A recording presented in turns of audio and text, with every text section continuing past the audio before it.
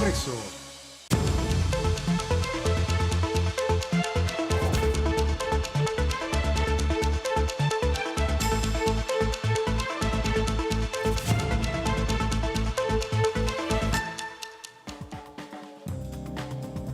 ¿Cómo les va, que dice? Bienvenidos. Buenas, buenas. Un gusto recibirlos. Bueno, ha llegado el calor a la ciudad de Buenos Aires hace unas cuantas horas que estábamos así bastante extenuados, pero sabiendo que llega el verano y son las reglas del juego y esperemos que pase pronto.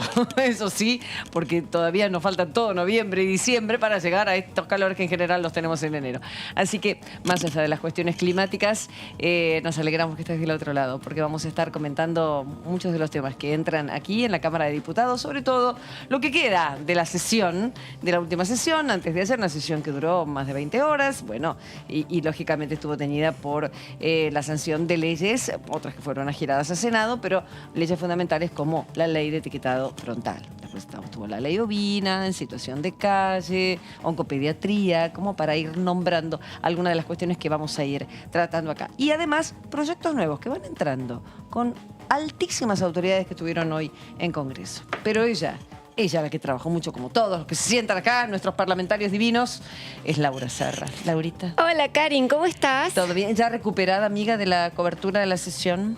Sí. Vos sabés que en esto ya tenemos algo de oficio, ¿no? Algún rodaje realizado. Pero bueno, por suerte que ha sesionado la Cámara de Diputados. Hay que decirlo, ¿no? La última sesión antes de las elecciones. Olvídate que haya otra sesión antes de las elecciones.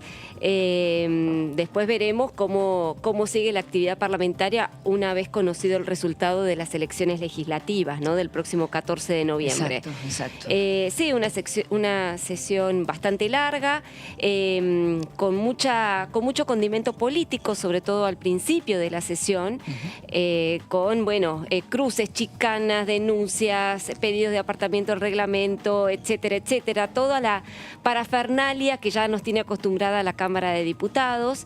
Y bueno, preparando todo, obviamente, para las elecciones legislativas, y el recinto, como era de prever, fue epicentro de esa campaña electoral. Perfecto, Laurita. Ahí vamos a estar analizando todo eso con los diputados que se van sumando a nuestras entrevistas. ¿Qué tal, Marquitos? ¿Cómo va? Buenas tardes, ¿cómo les va? Bien. Muy bien. Sí, apellido.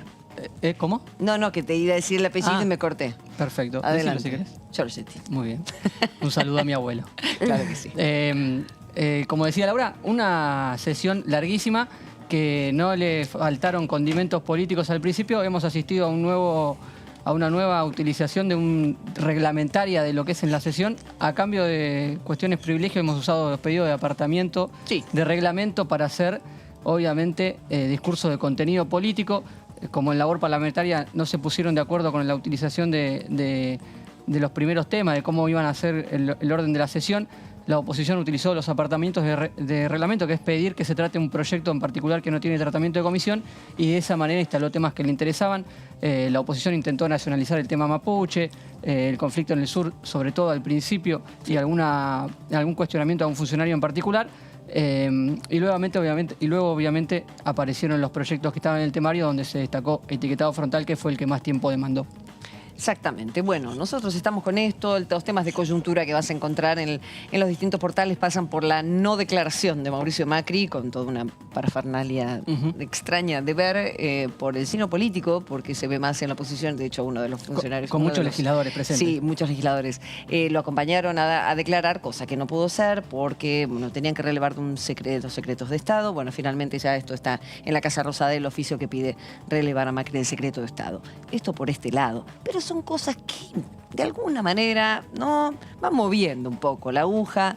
Estoy ahí, no estoy ahí, me separo un poco de Macri. Cosas que van a llegar seguramente al comportamiento de los diputados aquí en la Cámara.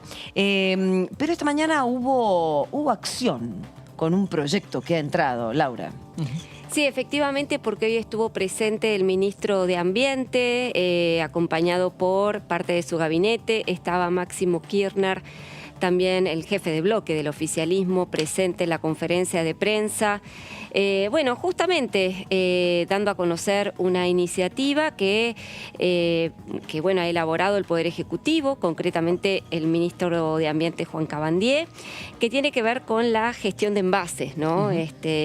Y bueno, cómo hacer de este medio ambiente tan a veces vapuleado, tan maltratado, hacer un lugar mejor para vivir. Sí. Bueno, y que tiene que ver justamente con cómo tratamos los residuos domiciliarios. Así que, bueno, una iniciativa interesante. Habrá que ver qué tránsito tiene por las comisiones y qué velocidad adquiere el tratamiento de la iniciativa. Bueno, a grandes rasgos se trata de un proyecto que lo que promueve justamente tener mayor responsabilidad, sobre todo los productores de envases, ¿no?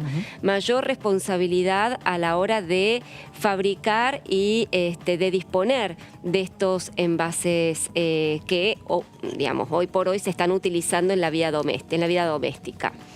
Bueno, como decíamos, el autor de este proyecto es el Poder Ejecutivo, concretamente Juan Cabandier, el ministro de Medio Ambiente. El objetivo es aumentar la cantidad y la variedad de materiales recuperados por parte de los productos, ¿no es cierto? De los productos que son habitualmente arrojados a la basura, sí, pero que tiene que ver básicamente con los envases y obviamente minimizar el impacto ambiental de estos residuos. Otro objetivo de este proyecto de ley es lo que te comentaba hace un ratito, Karin, alentar a los productores a asumir la responsabilidad en la recolección, en el reciclaje y en el diseño de los productos, con justamente tratar de otorgarles a estos productores de envases ciertos incentivos para que justamente puedan desarrollar todo un sistema de recuperación, de reciclado y de vuelta a poner a disponibilidad sus envases para el consumo. Para ello, y esto creo que va a ser el punto más conflictivo del debate, a ver, porque todos estamos de acuerdo en que en el reciclado, en obviamente preservar nuestro medio ambiente, evitar los basurales a cielo abierto, etcétera, etcétera. Ahora la cuestión es el cómo. Acá lo que propone el Poder Ejecutivo es cobrar una tasa. Sí. Una tasa que no va a ser más allá, según explicó Cabandier esta mañana, del 3% del precio mayorista de los envases. Con esa tasa se va a formar un fideicomiso que lo va a manejar la banca pública. No dice banca pública, no especifica qué banca va a ser, si va a ser Banco Nación, habrá que verlo. Y con ese dinero que se recaude, justamente la intención es financiar los sistemas de gestión de los envases que se vayan a instrumentar en los municipios. Para ello, cada municipio tiene que llevar su proyecto sobre cómo gestionar o cómo va a gestionar los envases al Ministerio de Medio Ambiente, que va a ser la autoridad de aplicación.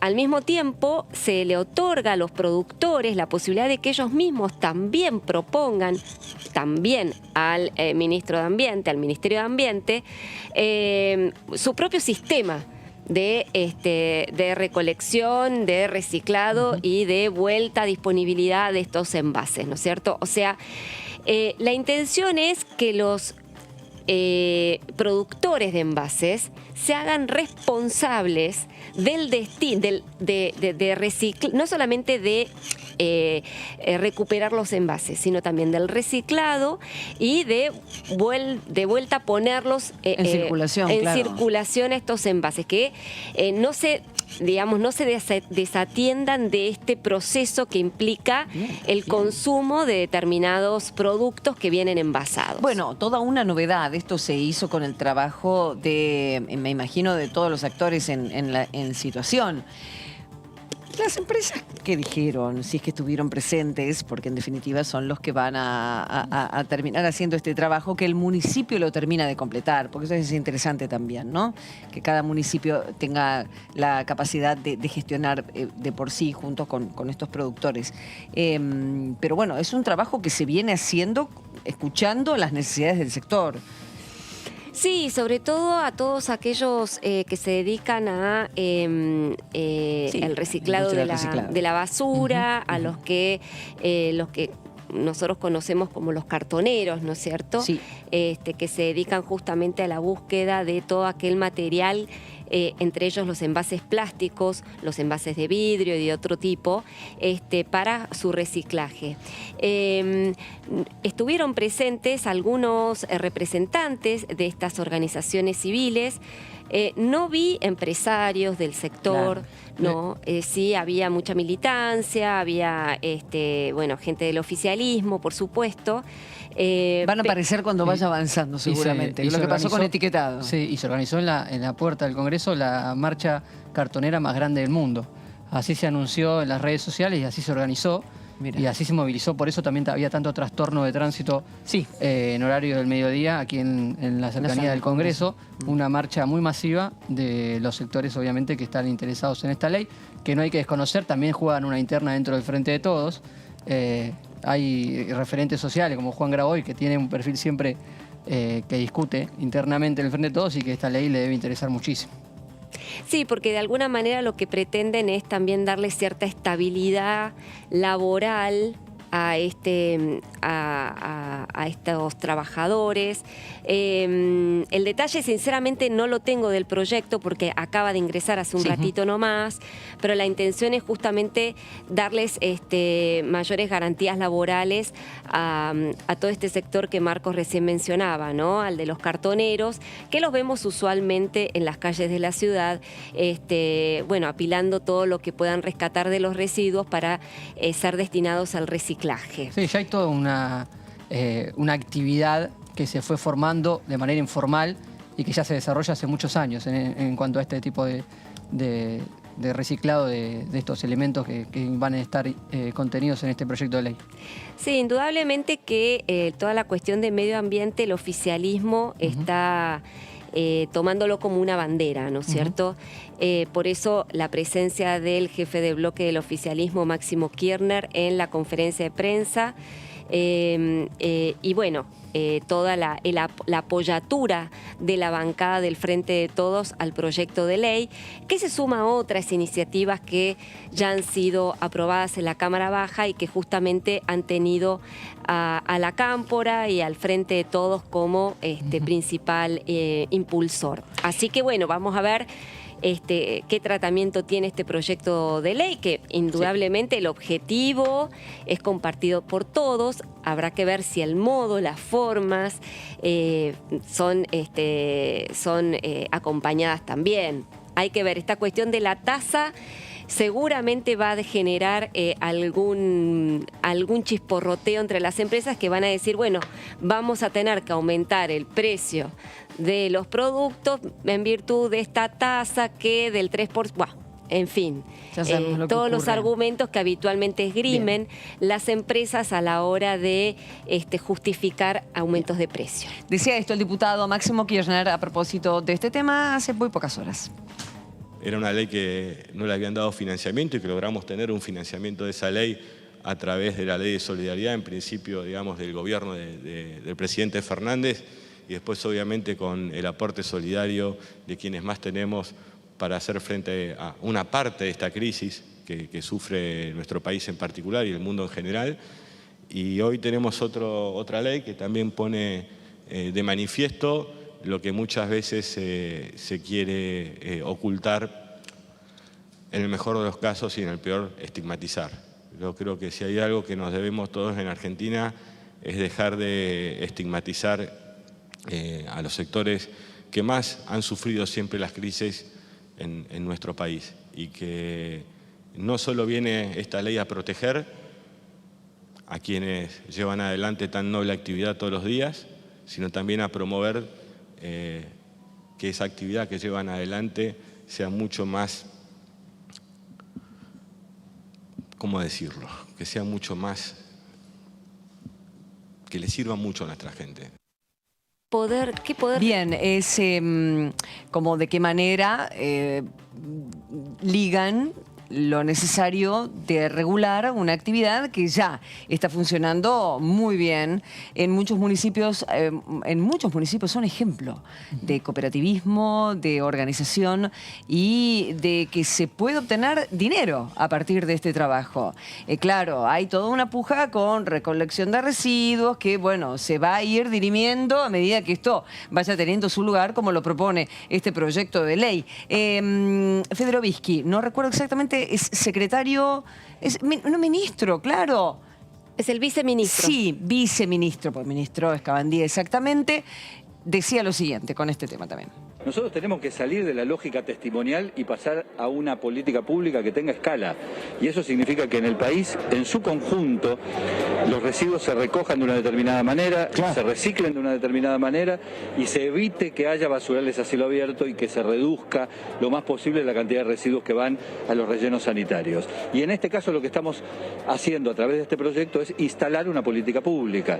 Y decir, a partir de este momento, los envases se recuperan, se reutilizan y la Argentina tiende, a través de esta ley, de esta futura ley, a dejar de importar plástico proveniente de residuos que vienen de otros países. Porque tenemos una inmensa paradoja en la Argentina. Sí. No separamos los residuos, no recogemos los plásticos, pero sin embargo los enterramos en un relleno sanitario y después importamos para que sean insumos industriales. Esta ley lo que pretende justamente es hacer todo el círculo para que a partir de este momento o del momento de la aprobación de la ley, los planes de gestión que cada uno de los municipios presente y sean aprobados por el Ministerio de Ambiente, que es la autoridad de aplicación, nos permitan reducir drásticamente los volúmenes de envases que van a los rellenos sanitarios y aumentar la disponibilidad de esos envases como insumos industriales. Va a haber distintos sistemas probablemente que coexistan.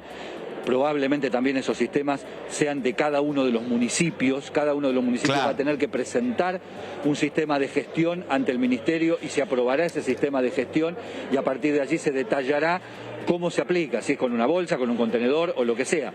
Pero al mismo tiempo va a convivir con muchos sistemas de privados, de empresas privadas, que van a disponer de su criterio de devolución, retorno de los envases, reutilización, como por ejemplo están haciendo hoy algunas empresas grandes, embotelladoras, y esto también va a ser aprobado por el Ministerio de Ambiente para que tenga una lógica de funcionamiento dentro de todo este sistema.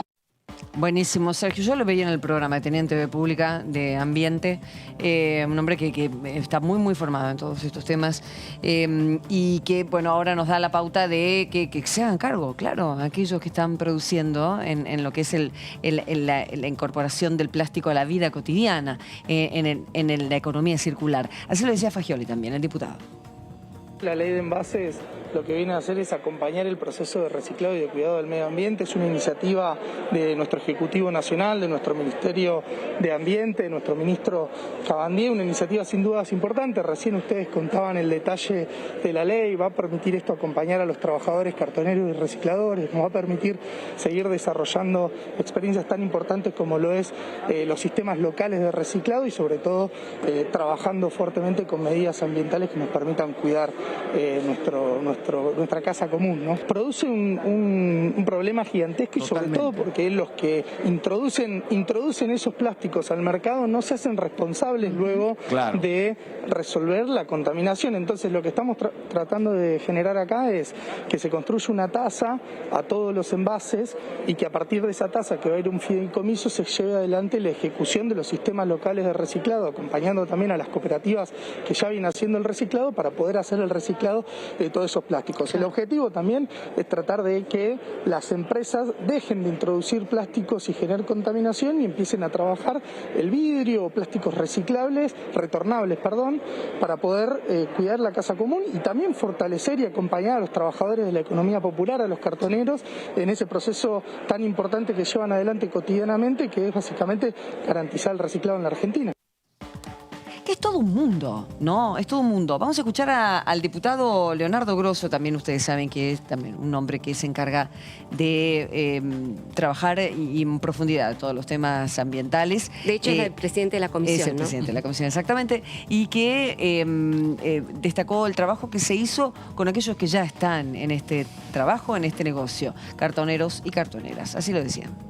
Estamos muy contentos y contentas de estar hoy presentando este proyecto, que es el resultado de un proceso de lucha, de organización de los cartoneros y las cartoneras de hace muchísimos años. Se viene discutiendo inclusive en este Parlamento con situaciones de frustración porque no lográbamos avanzar hoy con el apoyo del Ejecutivo, las organizaciones cartoneras y también las cámaras empresarias. Y ahí esto que vos me preguntabas, hay un amplio consenso con este proyecto, hay un amplio consenso inclusive con el concepto y la idea de responsabilidad extendida del productor, y las empresas, las cámaras del plástico están acá presentes respaldando este proyecto. Por lo tanto, lo que entiendo es que este proyecto tiene mucha viabilidad de practicarse y de encarar una solución a dos de los problemas más importantes que tiene la Argentina y la humanidad, que es la falta de trabajo y el problema ambiental, digamos, ¿no? Y esto me parece que es central y por eso es que estamos acá hoy acompañando. Con la ley, al ser la responsabilidad extendida del productor y generar este pequeño aporte que hacen las empresas en un porcentaje muy pequeño dentro de cada envase, lo que hacemos es financiar sistemas de gestión integral de residuos sólidos urbanos, es decir, la circulación del material, lo cual impacta positivamente en el ambiente porque baja la huella de carbono, porque hay menos energía que se utiliza para producir más material y además evitamos las contaminaciones o las emisiones que esos mismos plásticos o cartones tienen cuando los entierran en el sistema de deposición final que hay hoy en la Argentina, y además se ahorran los municipios. Y lo que exacto, en el SEAMSE, los municipios se ahorran dinero porque van a enterrar menos basura y se paga por la cantidad de basura que cada municipio entierra, pero además de ahorrarse ese dinero van a recibir dinero para gestionar la integralidad de los residuos sólidos urbanos. Bien, así las cosas. Estaba mirando un poco la historia de cómo se gestan los trabajadores, los cartoneros, y claro, viene de los 90, fines de los 80. Ahora lo voy a mencionar, pero antes los números que rodean a este trabajo, que son inmensos, porque hay mucha cantidad que está trabajando, de gente que está trabajando en esto con decenas de miles de toneladas. Sí, justamente, Karin, me parece que está bueno poner en contexto en qué situación estamos en la Argentina en cuanto a la cuestión de los residuos contaminantes, ¿no? Y cómo nosotros como ciudadanos contribuimos con nuestra basura a degradar un poquito el medio ambiente. Justamente aquí datos del Ministerio de Medio Ambiente indican que por día cada persona produce 1 kilo y un poquito más, 15 gramos de kilos diarios de basura por día. ¿Esto basura reciclable o basura de todo tipo? De todo tipo, claro. por persona. No, seguro. El 65% de los residuos sólidos urbanos se disponen en los rellenos sanitarios. Claro. El 35% se disponen en basurales a cielo abierto. Y el 20% de los residuos sólidos urbanos son envases post-consumo. A ese nicho es al que apunta este proyecto de ley que, bueno, aquí lo estuvimos escuchando a los funcionarios, a los legisladores, ¿no? Lo que apunta básicamente es que los productores de envases sean responsables de no solamente de producir los envases, sino también de recuperar esos envases y de reciclar esos envases para justamente garantizar el menor impacto negativo posible sobre el medio ambiente. Pero a ellos también se les cobraría esta tasa que, según desayó el vicejefe, el viceministro de Medio Ambiente, una tasa del 3%, hasta el 3% del precio mayorista de cada envase, de los envases, para fortalecer los sistemas que cada municipio vaya a instrumentar. Perfecto. Entonces ahí hay muchas preguntas para hacer, ¿no? Sí. A ver, aquellas empresas que, porque el proyecto de ley le da la facultad a las empresas para que organicen su propia gestión de los envases. Supongamos que lo hace, ¿tienen que pagar esa tasa también para solventar al municipio? que va a tener su propio sistema de gestión de envases. ¿Se entiende? ¿No? Entonces, porque tiene que lidiar con los distintos municipios a los que les vende el producto. Sabemos que son grandes embotelladoras, las grandes empresas las que tienen este tipo de botellas en general, ¿no? Las PET. Sí, pero... hay que ver justamente cómo se desarrolla el debate, por Ya lo que vamos a dijo recién Leonardo Grosso. Estaban presentes allí representantes de distintas cámaras del plástico, etcétera. Bueno, enhorabuena que haya un principio de acuerdo y que esto de alguna manera pueda ver la luz, no sé si este año, pero seguramente el año próximo. Recién había una imagen atrás de nosotros que mostraba las bandejitas esas de plástico. Sí. Bueno, yo las lavo y las guardo porque las uso como tupper, pero antes no lo hacía. Hay una conciencia que viene, y uno ya es grande, por ahí los chicos más todavía.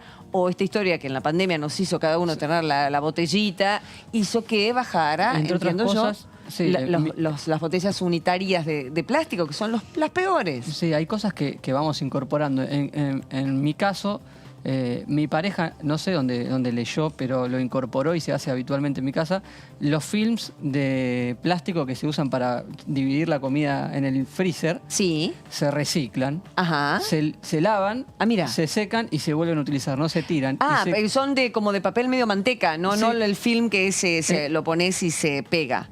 Ese no, porque ese lo usaste una vez y ya lo tirás. Debe ser el papelito. No, me parece que se está refiriendo al otro, ¿no? Al papelito de plástico, transparente. Transparentes, que son medio mantecados. Exactamente, se lavan, como lavas. Mirá. Se secan y se vuelven a usar. Ahí el productor dijo una marca, pero ese tipo de papel film, para no tirar plástico constantemente, porque eso uno... Ni que hablar cuando vas si compras la verdura en un súper, no te queda más remedio, o mismo la verdulería, lleva esas mismas bolsas de plástico que sacás del súper, del rollo ese grande, y reciclalas. Yo lo hago habitualmente, porque realmente me molesta andar con tanto plástico y veo que se sigue acumulando. Viste, en las casas se acumula si vos no. ¿Y dónde lo tirás? Lo que ¿Dónde hace falta, me parece, ¿no? Me da la impresión de que falta una campaña todavía más...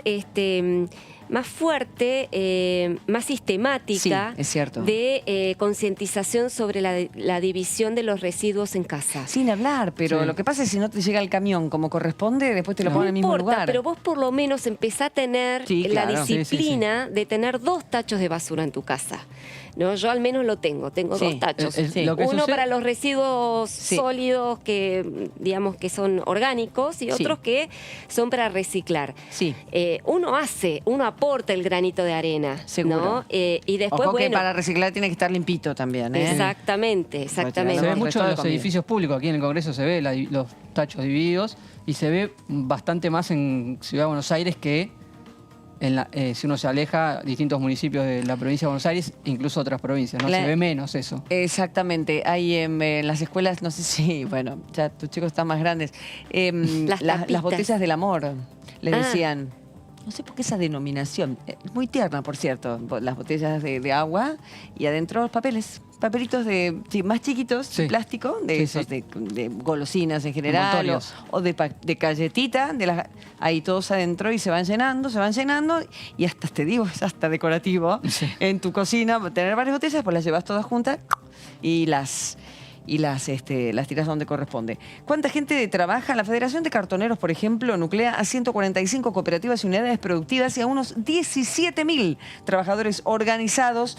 Eso permite que los cartoneros cuenten con cobertura social, un salario de base y logística para regularizar el sistema de recupero de material. Es la sanción, por ejemplo, tenemos ley de basura cero en la legislatura porteña en 2005.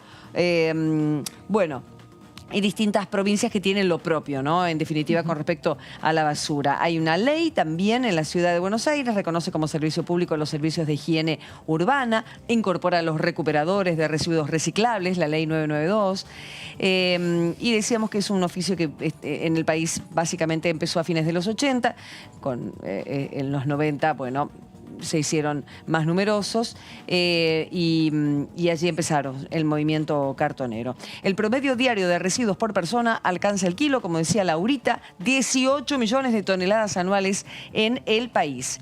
Y un dato más, la composición de residuos sólidos urbanos es un 50% material reciclable. Y así se pueden hacer cosas y se puede trabajar y se puede vivir de otra manera para que no nos tape la basura y seamos un poco más amables con el planeta. Y 200.000 son las personas que se cree que viven de trabajo con la basura. Bien, solo, y en el área metropolitana 30.000. Son mucha gente. Por lo tanto, una ley así viene a organizar, a ordenar y veremos, claro, es el comienzo, ¿no? Es la presentación del proyecto que se hizo hoy. Ahora tiene que seguir su camino por comisiones. De todas formas, si estuvo Máximo Kirchner, le van a dar como un impulsito, ¿no? ¿Decís?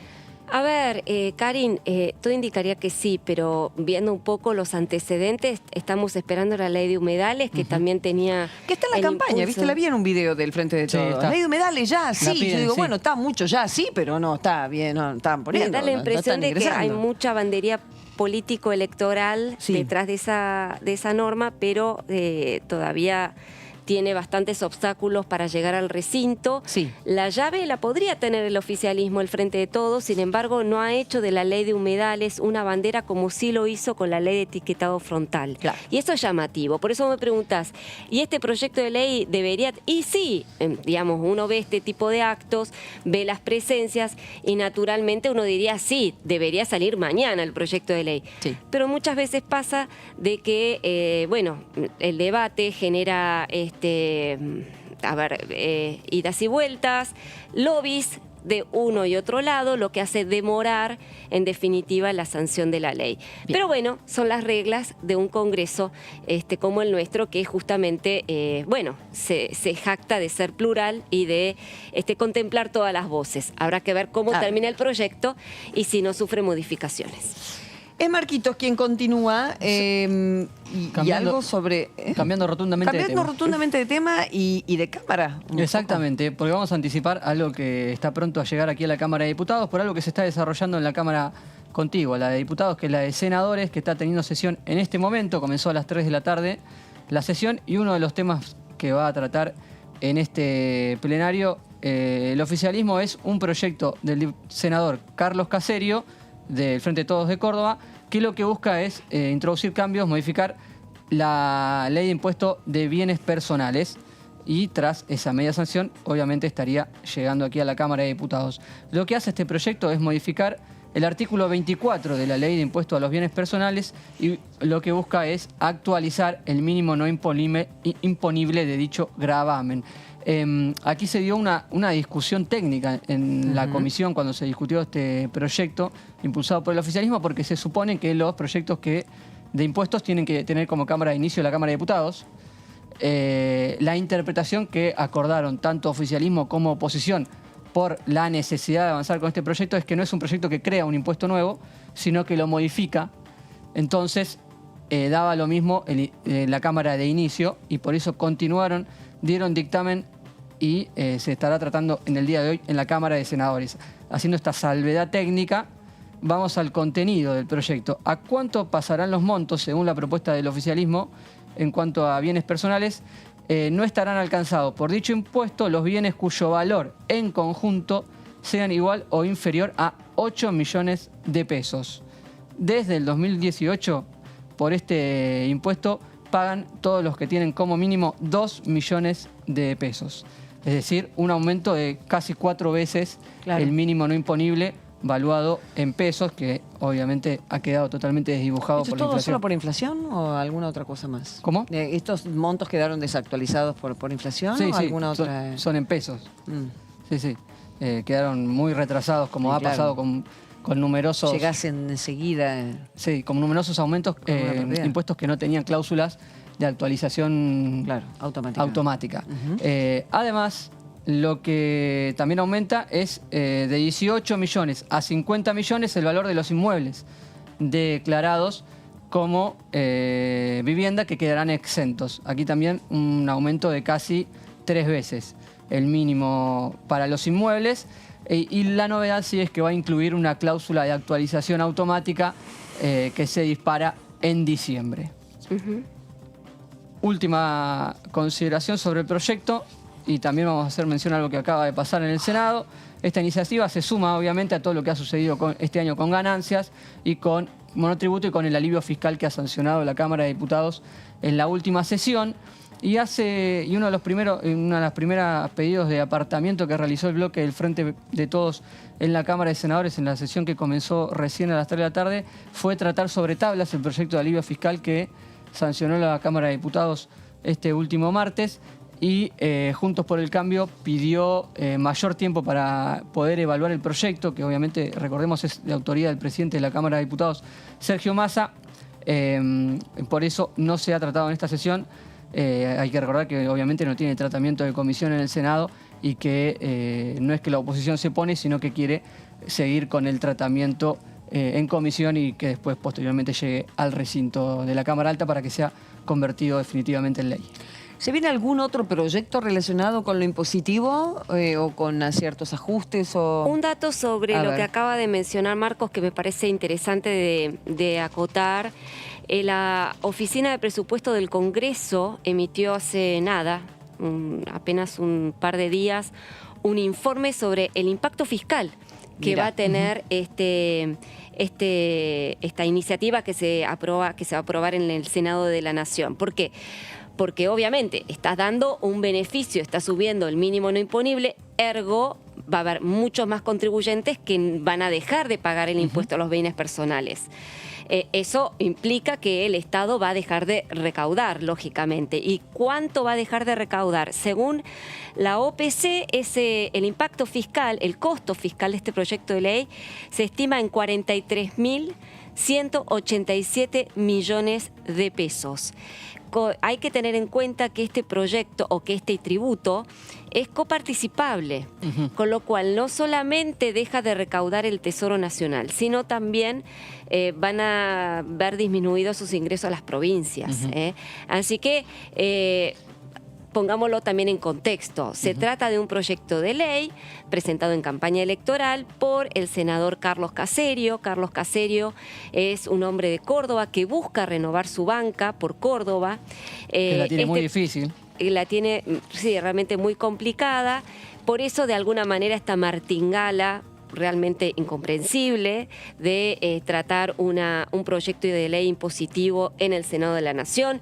Yo lo atribuyo, y lo digo personalmente, a una cuestión político-electoral para que Carlos Caserio pueda lucirse en la campaña, una campaña muy difícil en Córdoba.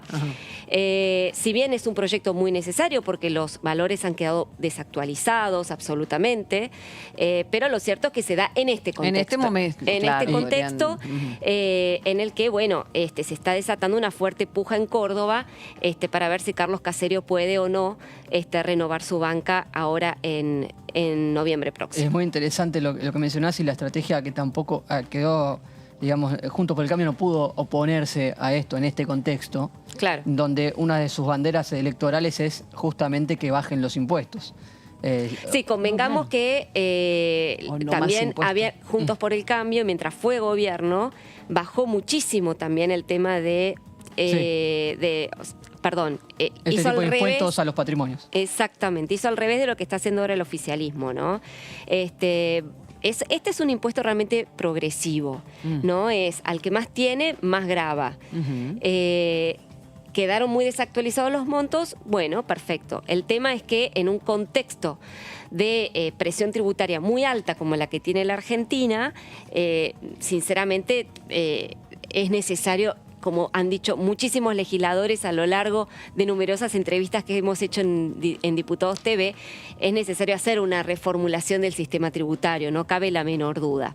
Pero bueno, aquí hay distintas concepciones sobre cómo encarar esa reforma tributaria. El oficialismo cree que en este caso hay que propender hacia el consumo, ergo bajar bienes personales, lo que hizo Juntos por el Cambio, o subir, mejor dicho, el mínimo no imponible. En cambio, lo que hizo Macri fue todo lo contrario y fue muy cuestionado por eso por el actual oficialismo. Fenómeno. Veremos entonces cómo sigue el minuto a minuto en cuanto a este tema, si pronto resuelven en el Senado, si lo resuelven hoy y viene para acá, en qué momento, si es antes de la campaña, pero como dice Laura, duda que haya una nueva sesión antes del 14 de noviembre, que ya lo tenemos casi encima. Por lo tanto, tal vez una última sesión dentro del periodo ordinario, que quedarían unas semanas, porque quedan temas pendientes, alguno urgente que caiga, que pierda estado parlamentario. parlamentario ya... Humedales no sé si pierde. Humedales en noviembre. pierde. Humedales sí, sin duda, porque tiene dictamen, Sí. pierde... Sí. No es que pierde estado, o sea, pierde su condición de dictamen y por lo tanto tiene que volver a discutirse todo de nuevo. Y sí, pierde estado parlamentario indudablemente, entonces las comisiones van a tener que volver a discutir esta iniciativa de Foja Cero. El tema del inicio de Cámara de Senadores de un proyecto que modifica un impuesto y esta interpretación y este juego entre oficialismo y oposición muestra a las claras que esto en definitiva, pese a los reglamentos, es una casa política. Porque si están todos de acuerdo con el proyecto, hay como una laxitud en el reglamento y el proyecto avanza igual y nadie lo va a cuestionar, nadie va a hacer un planteo de algún cuestionamiento judicial para que el proyecto se caiga en caso de que avance. Es un ejemplo claro de cómo a veces los reglamentos se utilizan de una manera y a veces no se hace tanto hincapié en la letra chica. Sí, es verdad, pero en otras iniciativas también ha habido planteos. Por ejemplo, se me viene a la memoria la cuestión de la ley de hidrocarburos que ingresó del Poder Ejecutivo, que entró al Senado y que los diputados de Juntos por el Cambio reclamaron que por tener componentes tributarios debiera ser Cámara de origen la Cámara Baja, ¿no? Pero bueno, sí, son discusiones que habitualmente se dan con el mismo criterio que vos mencionabas, Marcos, hace un rato, el hecho de que es cierto de que aquí nos están creando nuevos impuestos. Es una interpretación. Con esa misma interpretación, muchas de las iniciativas impositivas que solamente hacen referencia a una modificación impositiva, una modificación tributaria, supuestamente no necesitarían la mayoría agravada que dispone la Constitución Nacional.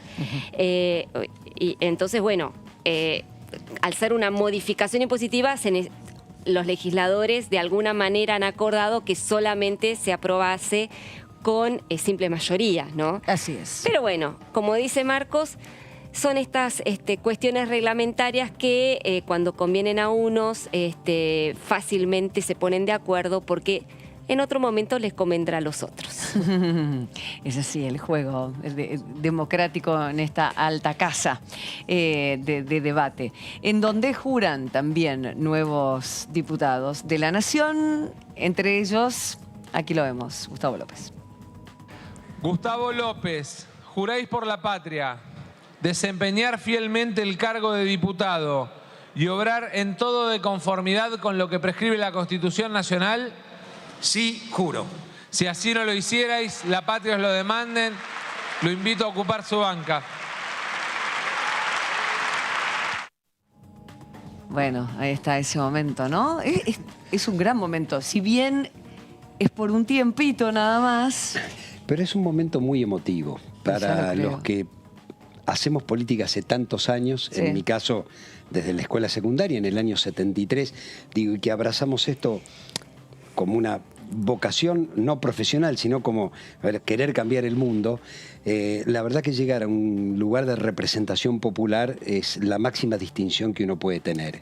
Vamos a ahora incorpora a Laurita, por supuesto, pero para dar el currículum acá del diputado, fuiste interventor de Confer, claro. Exacto. Yo no recordaba, entre el 99 y 2001, ministro de Cultura de la Ciudad de Buenos Aires. Claro, antes perteneció a otro... Cuestión política, ¿no? El hombre radical. ¿Hasta 2000 cuánto?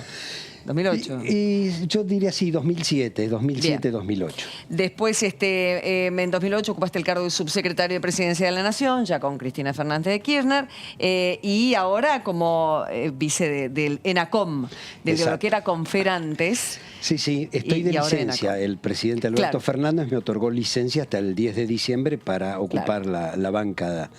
Aquí, la verdad que... ¿Te dieron ganas de ser diputado? Sí. Total? Mira.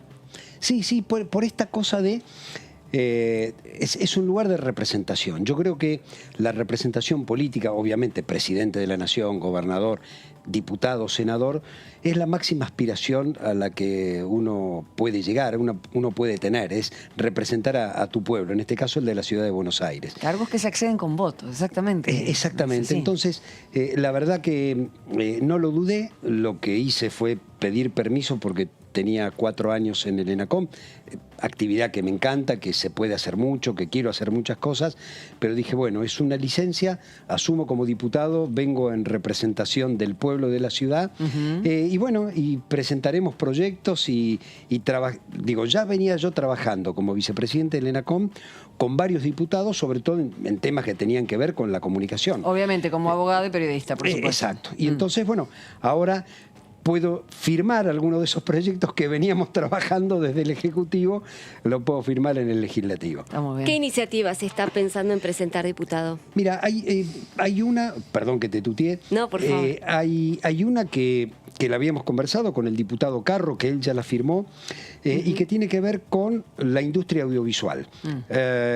Hay una serie de impuestos específicos que se vencen el año que viene y que de no prorrogarse harían desaparecer directamente la industria cinematográfica en la Argentina. ¿Por qué? Porque la industria cinematográfica, a través de la ley de cine, se nutre de impuestos específicos. Sí. Como vencen el año próximo, bueno, uno de los proyectos es la prórroga por 50 años de esos impuestos. 50 años. Se puede hasta 99. Acá lo importante es entre 25... ¿Por qué, disculpe, por qué hasta 99 y ahora 50? Porque, a mí me parece que es una barbaridad de 50 años, ¿no? Pero, no, el tema es así. A ver. En el tema audiovisual es un tema muy específico. Claro. Cine. Salvo Estados Unidos y la India, el resto de los países del mundo, y estamos hablando de todos, estamos hablando de toda la Unión Europea, tiene impuestos específicos que financian la actividad audiovisual. Sí. Esos impuestos es desde la entrada de cine hasta la Ley de Servicio de Comunicación Audiovisual en nuestro país, que tiene gravámenes. Sí. La televisión paga, se genera un fondo y de ese fondo el Instituto de Cine genera películas, series, etcétera, etcétera. Esos impuestos vencían. En una de las leyes de presupuesto, esos impuestos no tenían vencimiento, pero en el gobierno de Macri se agregó en uno de los presupuestos un vencimiento. Sin esos fondos no se puede producir. Claro. Aquí y en cualquier otra parte del mundo, salvo Hollywood y Bollywood, que serían las dos, las dos grandes mecas. Entonces, la prórroga es la que el Congreso quiera. Después, si mañana hay que eliminarlos por otra cosa o cambiarlos por otra cosa, ¿por qué? Porque la evolución del audiovisual hace que haya que ir para otro lado, se hará. Pero una prórroga por 20 años, 25 años, no implica que los próximos 25 va a seguir así. Lo que implica es que mientras no haya que cambiarlo, se va a poder seguir produciendo cine. Digo, ese es uno de los proyectos que está en danza. Otro de los proyectos, tiene que ver con el audiovisual. Sí, Otro de los proyectos que estábamos trabajando es el Fondo de Fomento de la Comunicación Comunitaria, que el fondo está en la ley, pero no es un fondo fiduciario, sino que es un fondo que uno recauda, pero si el Ejecutivo no te autoriza a utilizar el presupuesto, la recaudación está, pero no la podés gastar. Bueno, si lo convertimos en fiduciario, solucionamos el problema.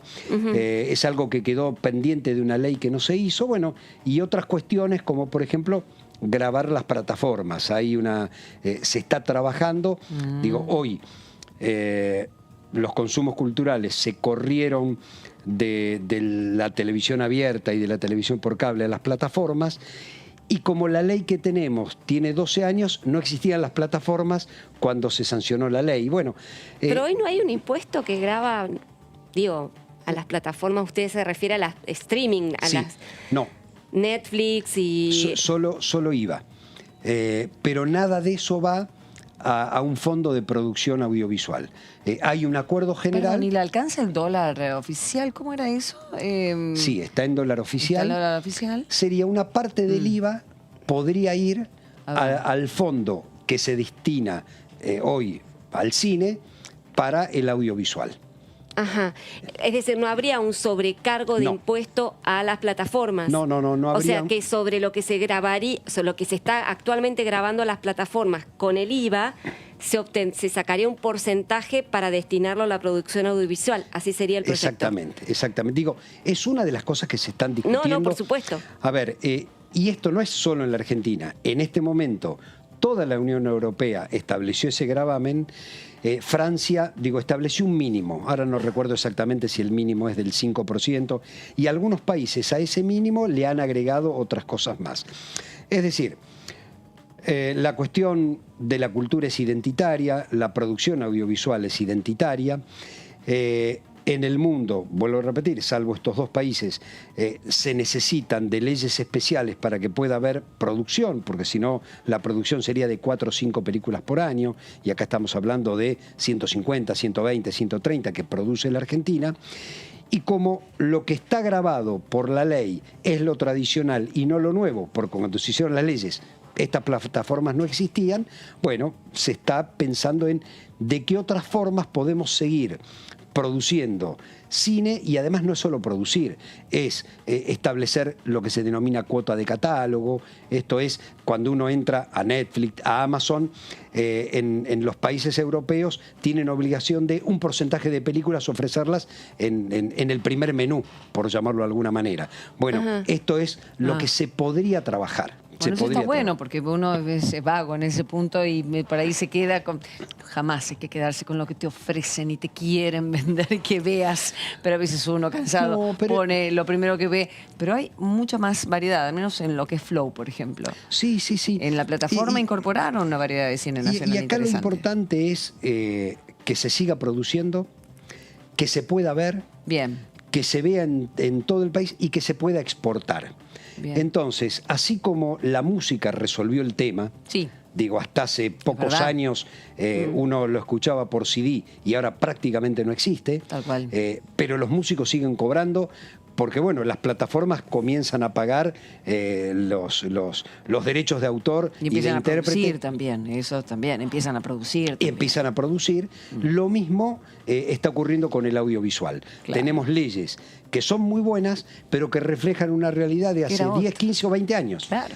Y la tecnología va más rápido que la legislación. Entonces es cómo seguir produciendo, cómo seguir mostrando nuestra idiosincrasia a través de nuestros autores, nuestros directores, nuestros intérpretes, con las nuevas tecnologías. Se trata básicamente de... ¿Y usted cree, diputado, que es necesario instrumentar una nueva ley de comunicación audiovisual, tal como de alguna manera se instrumentó, se impulsó y se aprobó en 2009?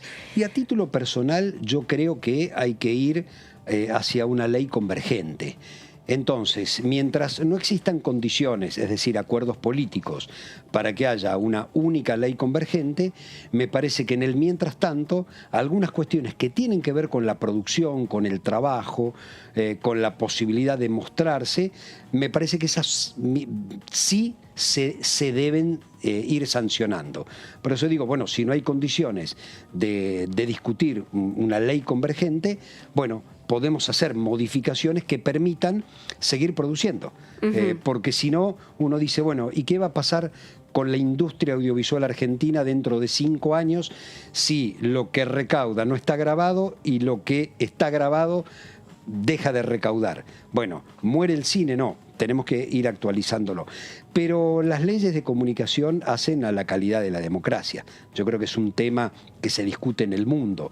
Digo, en el mundo nosotros tenemos un sistema democrático basado en una teoría del siglo XVIII, ¿sí? Que es Rousseau, Montesquieu, la división de poderes.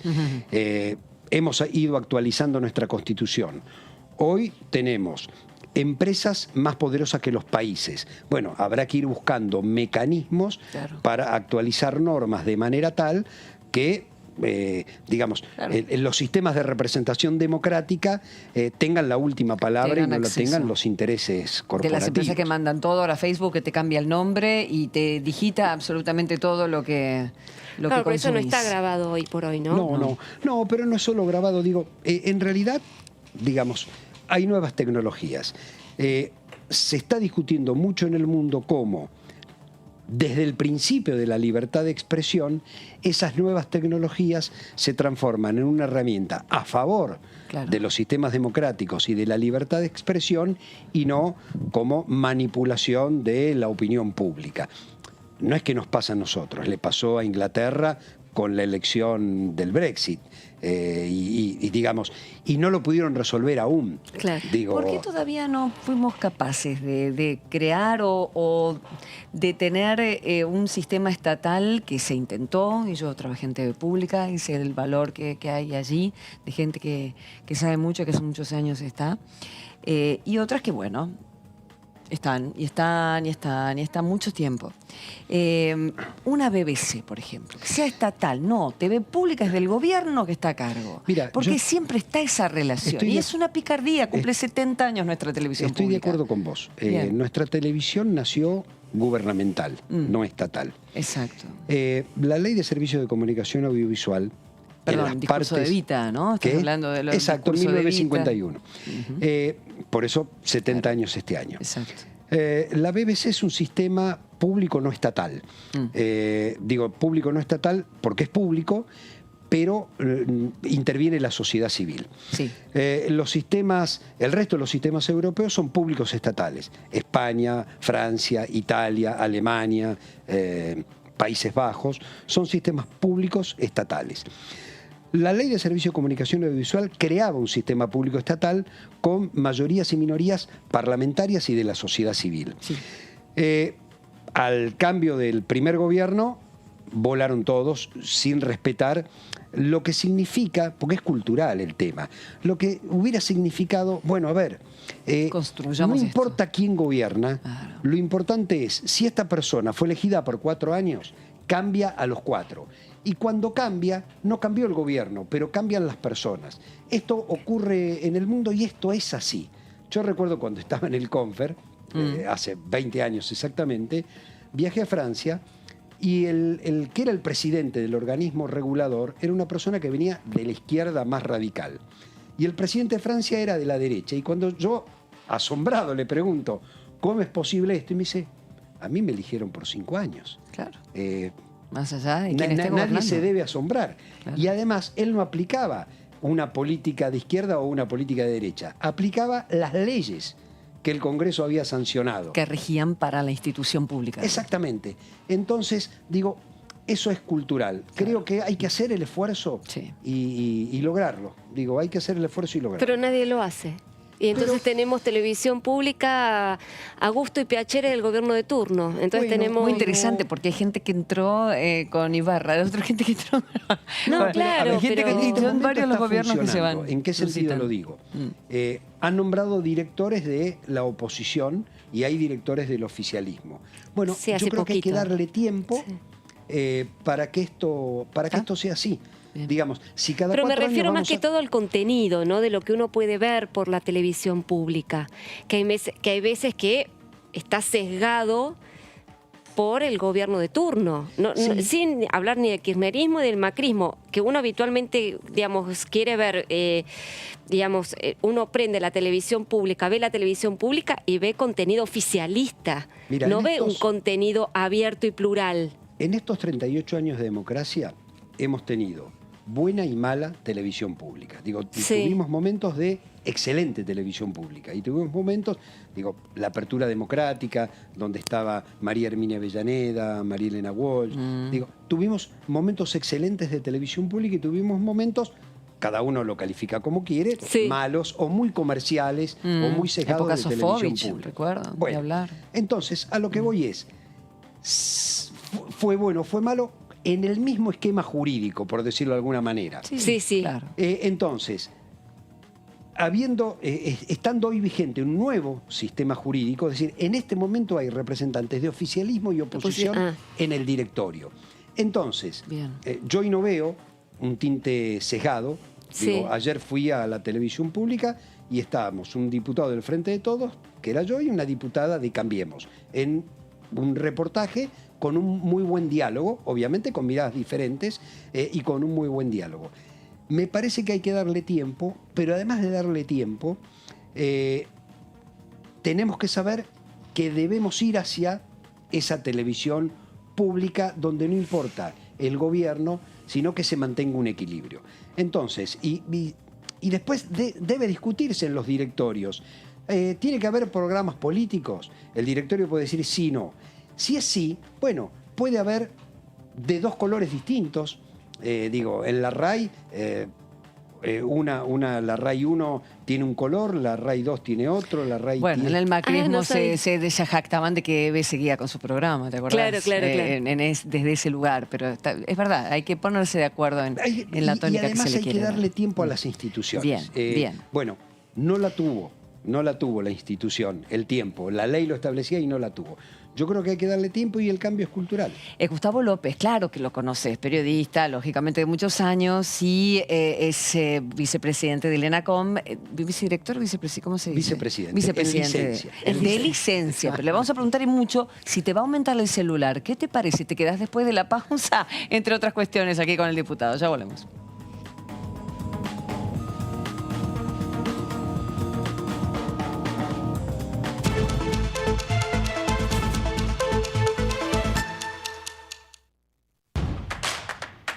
Información, Análisis, diálogo, consenso, innovación, economía, ambiente, tecnología, federalismo, pluralidad, oficialismo. oposición. Todo lo que sucede en el Congreso, Te lo contamos nosotros. porque somos tu voz en el Congreso. DTV, el periodismo en el Congreso. Avanza la danza que entreteje tus sueños y los míos y los de tanta gente, los que dieron su vida pero aún están presentes, y los que aquí seguimos con uñas y con dientes.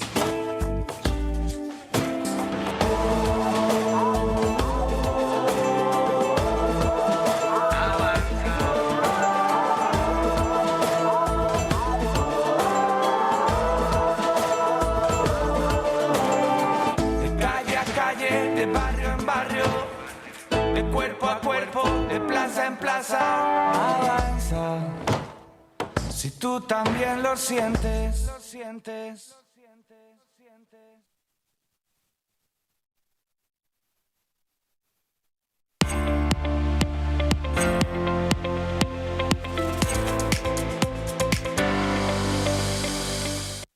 ¿Qué diferencia hay entre la Cámara de Diputados y la Cámara de Senadores? La Cámara de Diputados representa al pueblo de la nación argentina. Esto significa que las provincias más grandes y con mayor cantidad de habitantes tienen muchos más diputados que las provincias más pequeñas. La manera de establecer las cantidades es proporcional. La Cámara de Senadores representa a las provincias. Cada provincia envía 3 senadores al Congreso Nacional. El total de senadores es 72, dado que las provincias argentinas son 24. Este es un número fijo. Por ejemplo, la provincia de Buenos Aires cuenta con 70 diputados nacionales y la provincia de Tierra del Fuego con 5. Pero tanto la provincia de Buenos Aires como la de Tierra del Fuego cuentan con 3 representantes cada uno en el Senado de la Nación. Cada 2 años, el Congreso Nacional renueva la mitad de sus diputados y 1/3 de sus senadores nacionales. El mandato de los senadores es de 6 años, mientras que el de los diputados es más breve, dura solamente 4 años.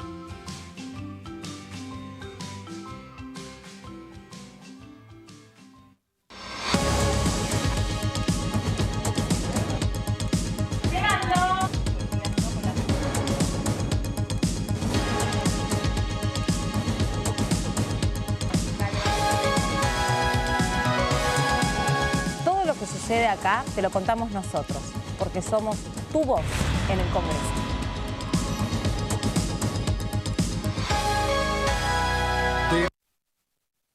TV, el periodismo del Congreso. ¿Qué es tener tu casa propia? ¿Es tener un título que diga que es tuya? Sí, pero es más que eso.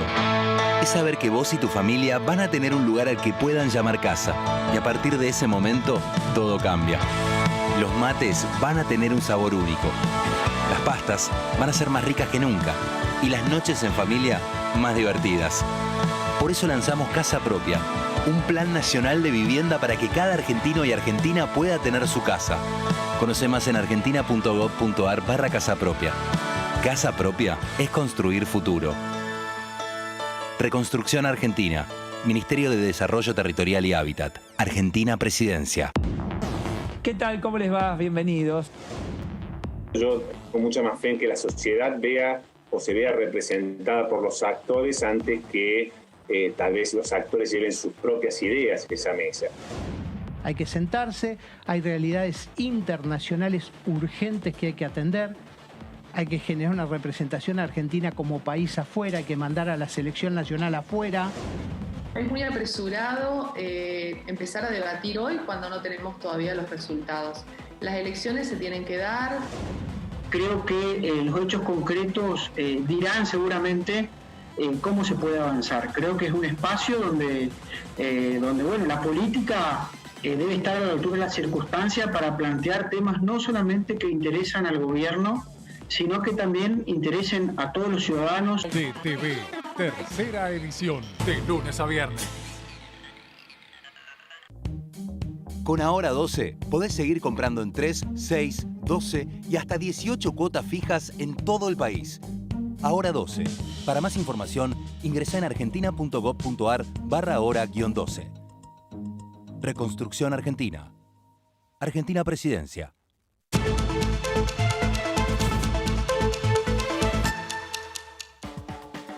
Aquí estamos, un nuevo bloque del análisis con Gustavo López, nuevo diputado nacional, por un tiempito, hasta diciembre, luego vuelve a ENACOM, donde es vicepresidente, en reemplazo de Gabriela Cerruti, que se va como vocera no.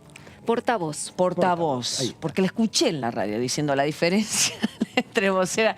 Es compleja, es complejo. ¿Te puedo preguntar qué te sucedió en la semana del desencaje después de las PASO, cuando Cristina manda la carta, cuando renuncia, que Alberto dice no y que todos estábamos en un estado de alteración impresionante y que se aduce a problemas de comunicación? A ver, yo, si bien ahora no estoy en el Ejecutivo, soy parte del Poder Ejecutivo, entonces algunas cuestiones no las comento porque en todo caso las discutimos adentro. Pero desde la política, yo creo que lo que tenemos nosotros es la herramienta de gobernar los próximos 2 años. A veces se pierde esa perspectiva. Digamos, cuando nosotros propusimos un gobierno de coalición en el 2019 con un liderazgo que es el de Cristina y una presidencia que es la de Alberto, con roles separados y definidos. Es decir, el que nombra en el Ejecutivo es Alberto Fernández, quien lidera una coalición política es Cristina. Y en esa coalición política, además de Cristina, está Alberto, está Massa, están los movimientos sociales, estamos los partidos políticos que no somos el PJ, pero que venimos hace 12, 13, 15 años acompañando este proceso político. En el caso de Forja, lo fundamos en el 2008, pero la transversalidad arrancó en el 2005. ¿Y ustedes con qué referente dentro del Frente de Todos se sienten más identificados? Bueno, ¿con Cristina Fernández de Kirchner? ¿Con sí, Alberto Fernández? ¿Con Sergio Mazzano? Desde el punto de vista de la referencia política, con Cristina. Con Alberto me uno en una relación personal y de amistad de hace muchísimos años y él es el presidente de la Nación, digo, para no confundir los roles. Diputado, y justamente usted que menciona su identificación con Cristina Kirchner, ¿no? La verdad es que quería saber su opinión sobre toda esta polémica que se desató en esta semana, ¿no? A partir de una decisión del ANSES de no apelar el cobro de 2 pensiones vitalicias para la expresidenta. ¿A usted le parece que es correcto eso? ¿Cómo lo vio usted? Mediáticamente, ¿cómo lo vio usted? Desde cómo lo enfocaron los medios y cómo lo ve ahora como... No lo miro desde lo mediático, digamos. Desde el punto de vista legal es legal, entonces no lo miro desde lo mediático, sino que lo miro desde lo legal. Después desconozco la actual vicepresidenta si eso que cobra no lo comenta y lo envía a una institución de bien público. Digo, muchos presidentes o dejaron de cobrar o donaban una parte de su sueldo. Muchos de ellos no lo hacían público cuando donaban una parte de su sueldo. No, yo voy, a ver, a mí me parece que la política es la gran herramienta de transformación. Cuando yo digo que me identifico con Cristina, es nosotros, desde un sector del radicalismo, rompimos 20 años de militancia en un partido porque con los mismos valores que nosotros creíamos, asumió un presidente que era Néstor Kirchner, que nos convocó a una epopeya o a una transformación. Yo ayer decía en Canal 7, yo creo que tuvimos 2 presidentes de ruptura en estos 38 años de democracia. Uno fue Alfonsín, rompió con 53 años de golpe de Estado. Yo creo que el juicio a las juntas es la piedra angular de la democracia argentina. Digo, no hubo concesión, no hubo acuerdo con los militares. Mientras América Latina seguía en dictadura, Alfonsín ordenaba el juzgamiento de los máximos responsables de un genocidio. Sí. Y en Uruguay, en Brasil, en Paraguay y en Chile gobernaban los mismos dictadores que, junto con los dictadores de Argentina, habían hecho el Plan Cóndor. Sí. Si eso no es una ruptura, eso es una ruptura enorme que permite que llevemos 38 años de democracia. Creo que la segunda gran ruptura es Néstor Kirchner. Cuando Alfonsín decía, con la democracia se come, se cura y se educa, no lo habíamos podido lograr.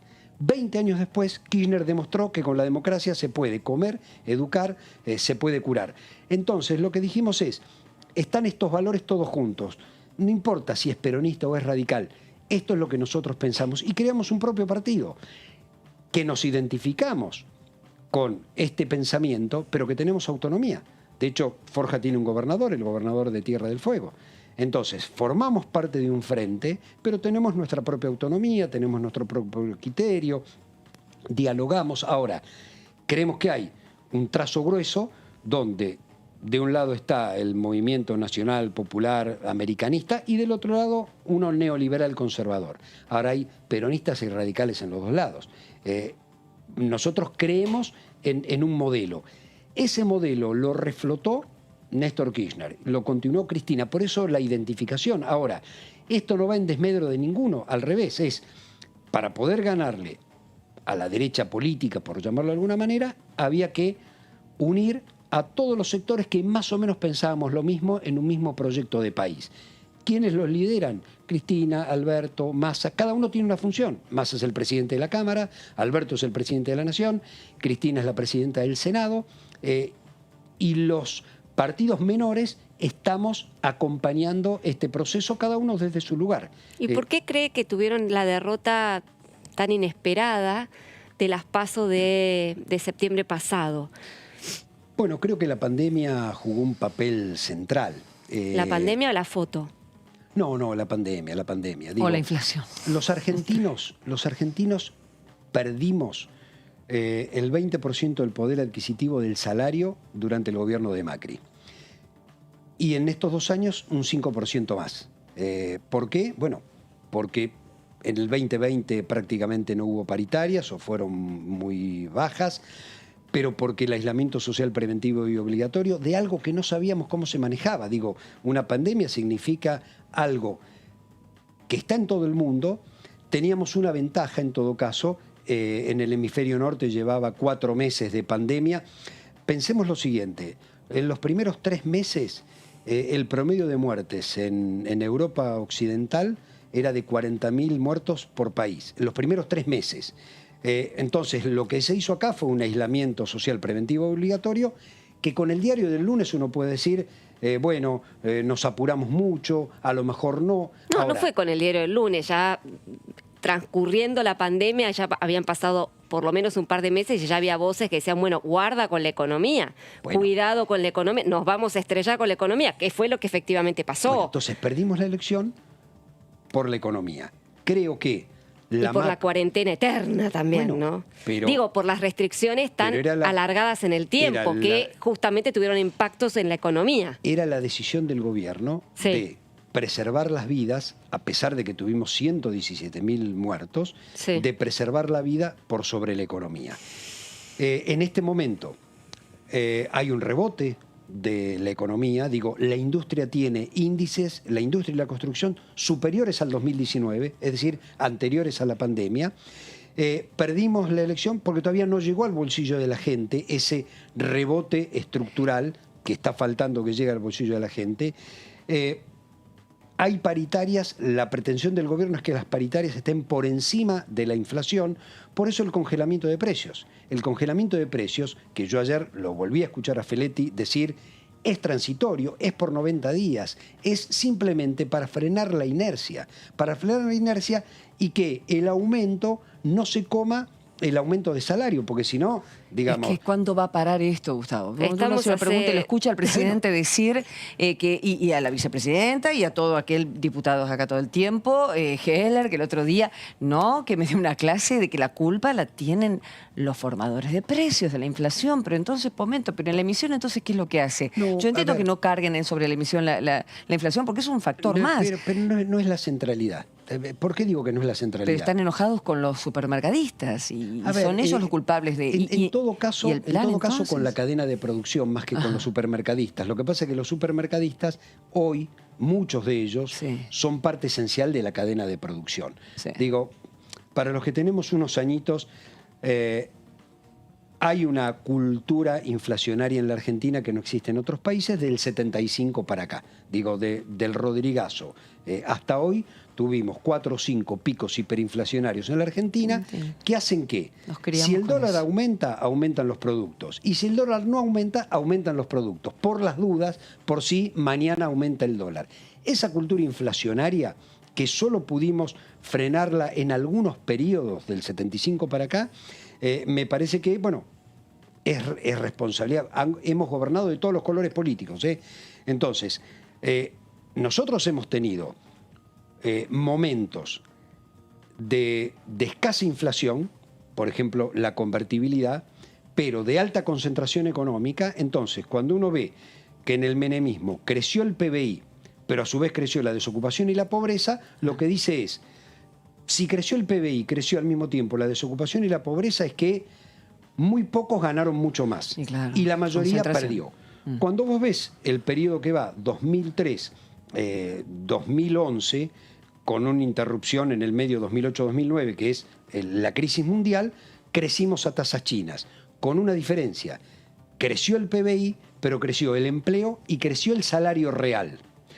Cuando vos ves el gobierno de Macri, esta es una opinión muy personal mía, cuando vos ves el gobierno de Macri, que no creció el PBI, pero que volvió a crecer la desocupación y la pobreza, decís, estas políticas neoliberales volvieron a dejar afuera a un montón de gente.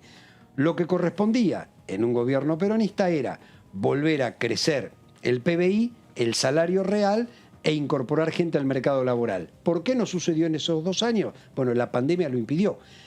¿Qué es lo que nosotros tenemos en los 2 años que vienen?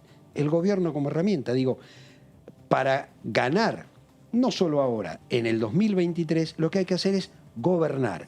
¿Sobre qué base? Sobre la base del programa que le presentamos a la sociedad en el 2019. ¿Y hay que pagar la deuda externa?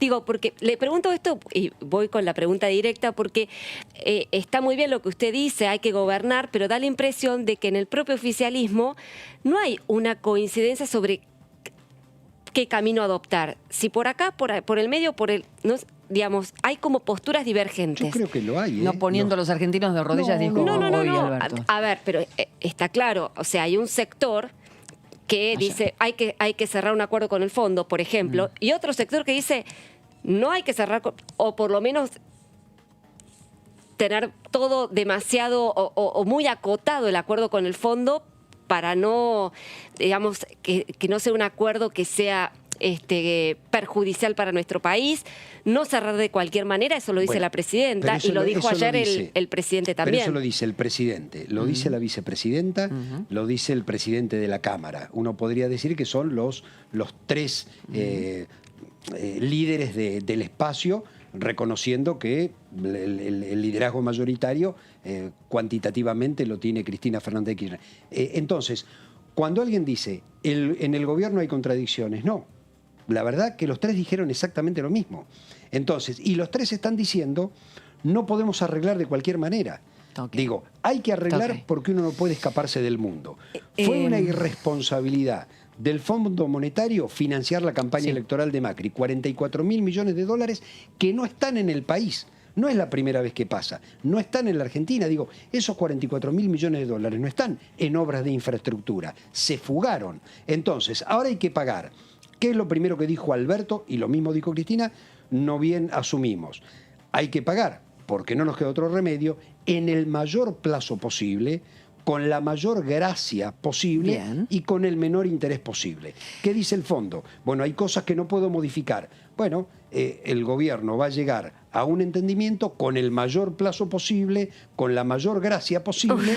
Muy optimista. No, a ver, porque es lo que estamos planteando. Digo, Guzmán está planteando esto en nombre del gobierno argentino. Claro, la cuestión es si no se llega a esa convergencia que usted confía en que se pueda alcanzar, bueno, ¿qué se hace entonces con el fondo? Eso era un poco la pregunta. Pero es que no vamos a dejar de pagar. Ahora, tampoco vamos a pagar lo que el fondo quiera y en cualquier momento y en cualquier circunstancia. Seguiremos negociando. Por eso todavía no se arregló la cuestión.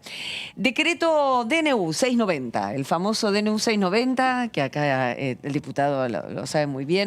El decreto del año pasado, claro, conectividad, las cableras, aumentar la conectividad, controlar los aumentos de tarifas, ofrecer un plan para los grupos sociales de menores ingresos, y ahí Clarín entra un tema judicial que hace que no se pueda entrar de lleno en lo que este decreto quería.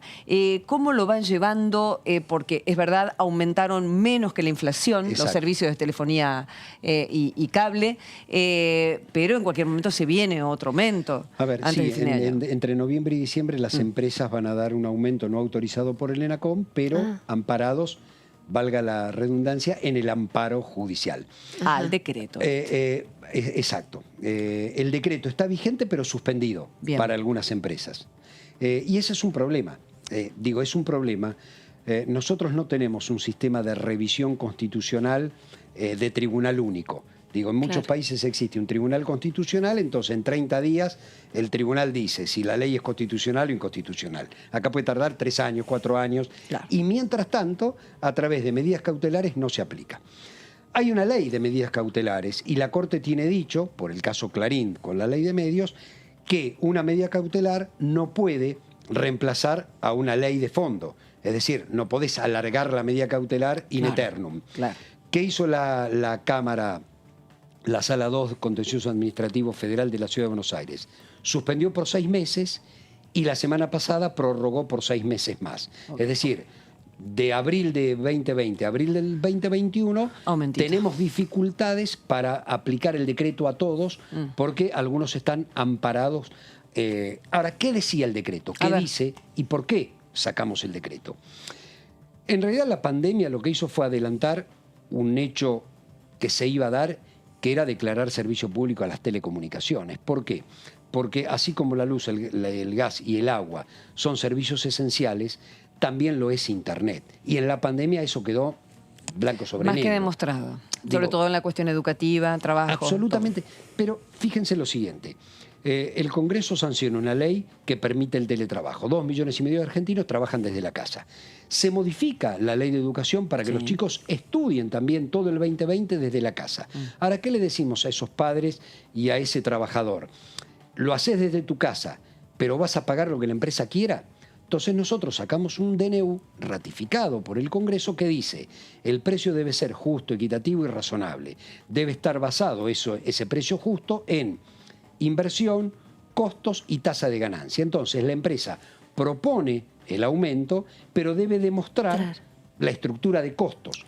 Cuando no demuestra la estructura de costos, es el gobierno el que le dice no es 20, es 8, es 9. Por eso ahí están protegidas las más chicas, ¿no? Las empresas más chicas de las provincias. Sí, porque además las más chicas nosotros dimos aumento diferenciado. Para ahora, que quede claro.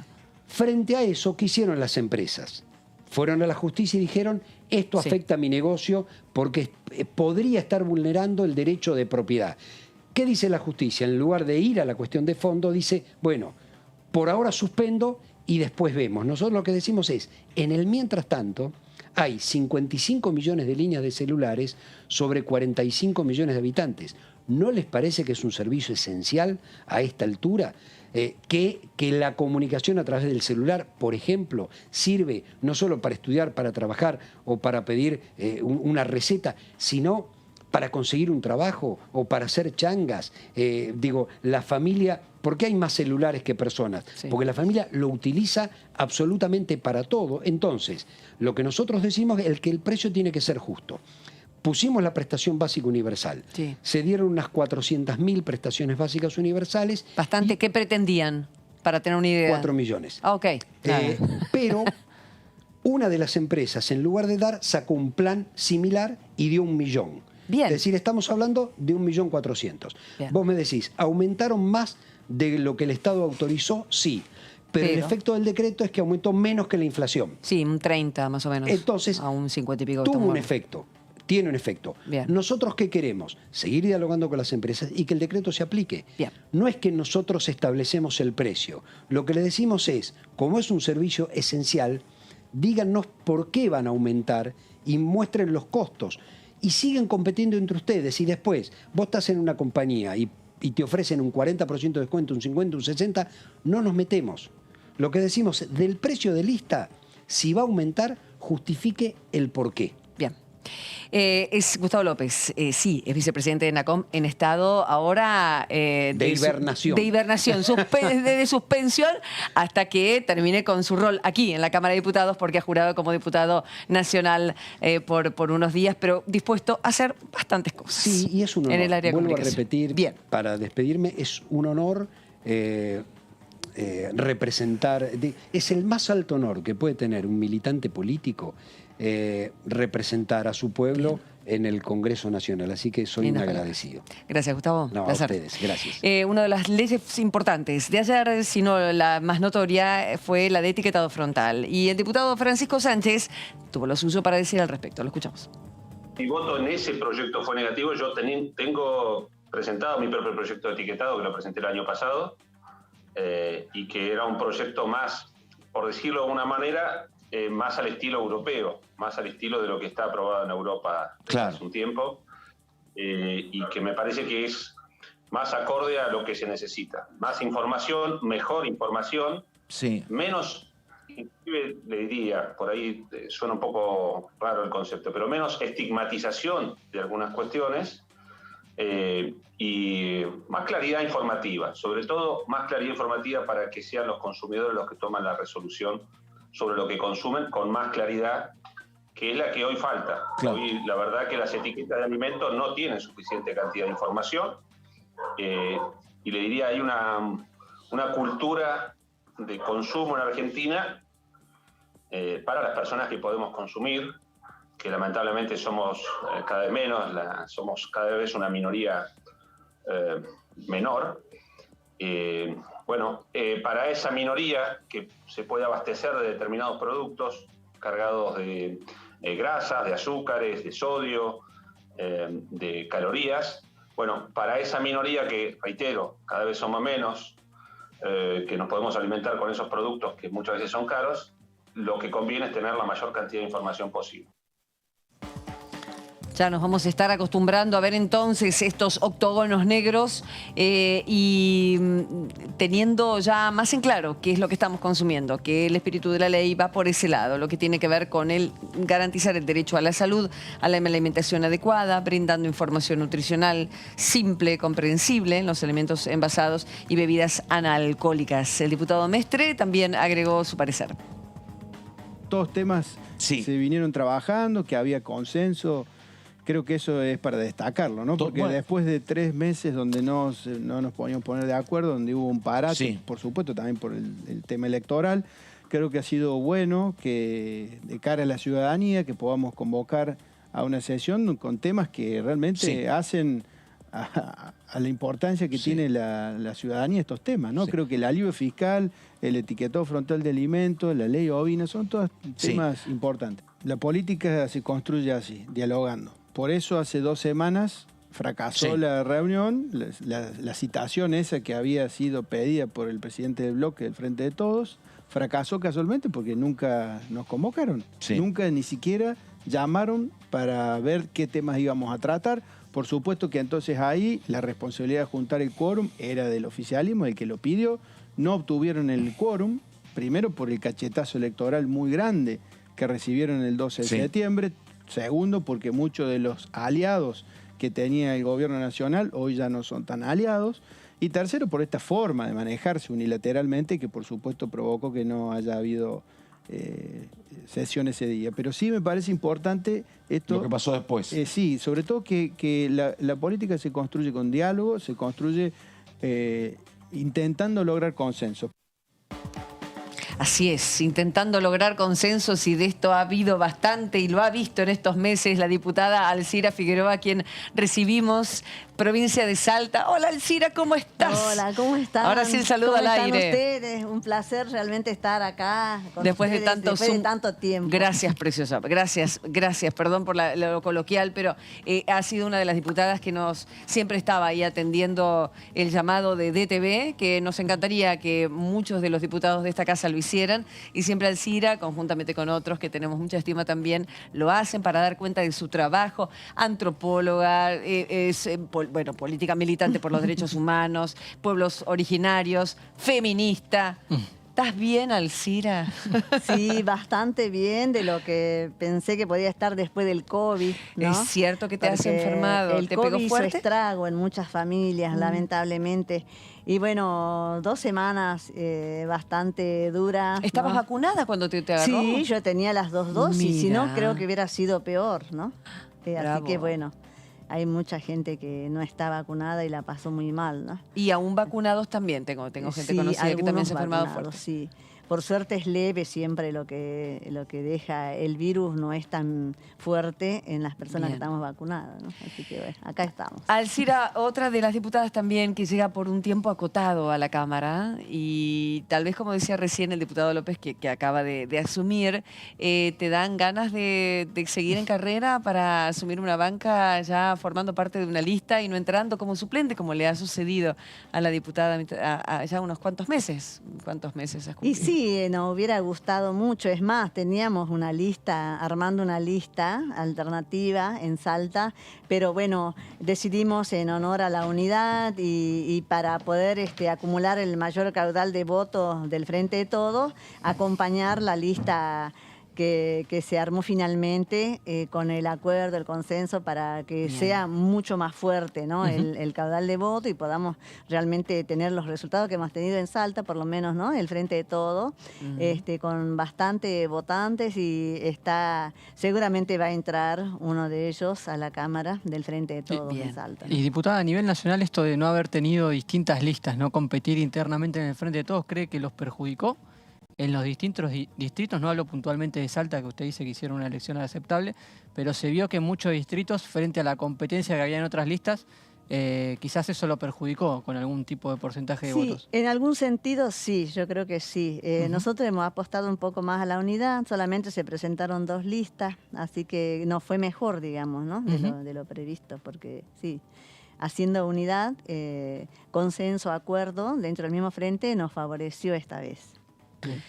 ¿Y estás conforme, Alcira? Has hecho un muy buen trabajo, has presentado tus proyectos, has podido alzar tu voz y acompañar otros proyectos. ¿Qué balance estás haciendo? Yo creo que sí. En primer término, bueno, estoy muy conforme con el bloque y con las compañeras especialmente, que conformamos un grupo bastante colaborativo, que compartimos bastante bien las ideas en general que tenemos de modelo de país que queremos, y también las leyes, las más importantes.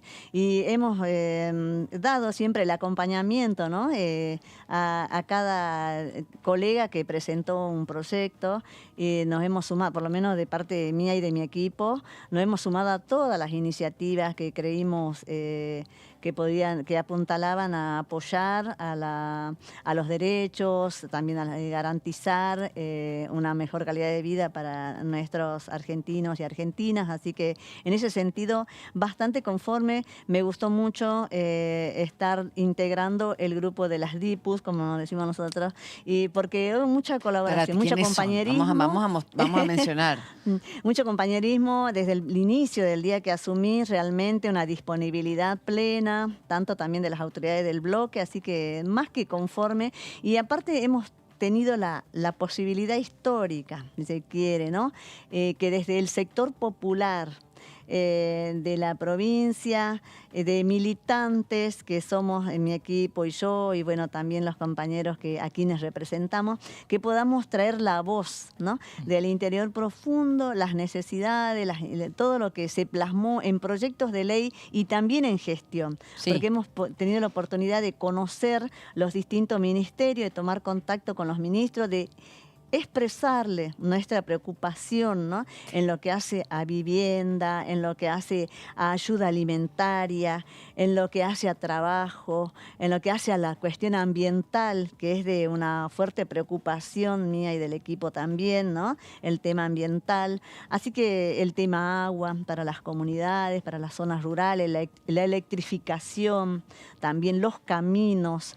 Todo esto hemos podido presentarlo en gestiones que hicimos, ¿no? Y también las leyes, los proyectos de ley que tienen que ver con los 5 puntos del juramento que hicimos en el primer día y el cual hemos tratado de ser coherentes, ¿no? con lo que expresamos en el primer día que pisamos la Cámara de Diputados de la Nación. Así que yo creo que en ese sentido pusimos todo como dicen comúnmente, toda la carne al asador. Está muy bien. Y también nos hemos regido por nuestros principios culturales, ¿no? De nuestra cultura aymara, Amazúa, Amaqueya y Amalilla. Significa no seas flojo, no seas mentiroso y no seas ladrón. Así que eso han sido... El cartel está muy bien, para ponerlo en muchos lugares. Bueno, en la banca, tenemos, ¿no? el cartel en la oficina también. Lo tenemos así bien grande en la puerta de la oficina. Pero pueden poner en todos lados, a ver, está muy bien en todas partes.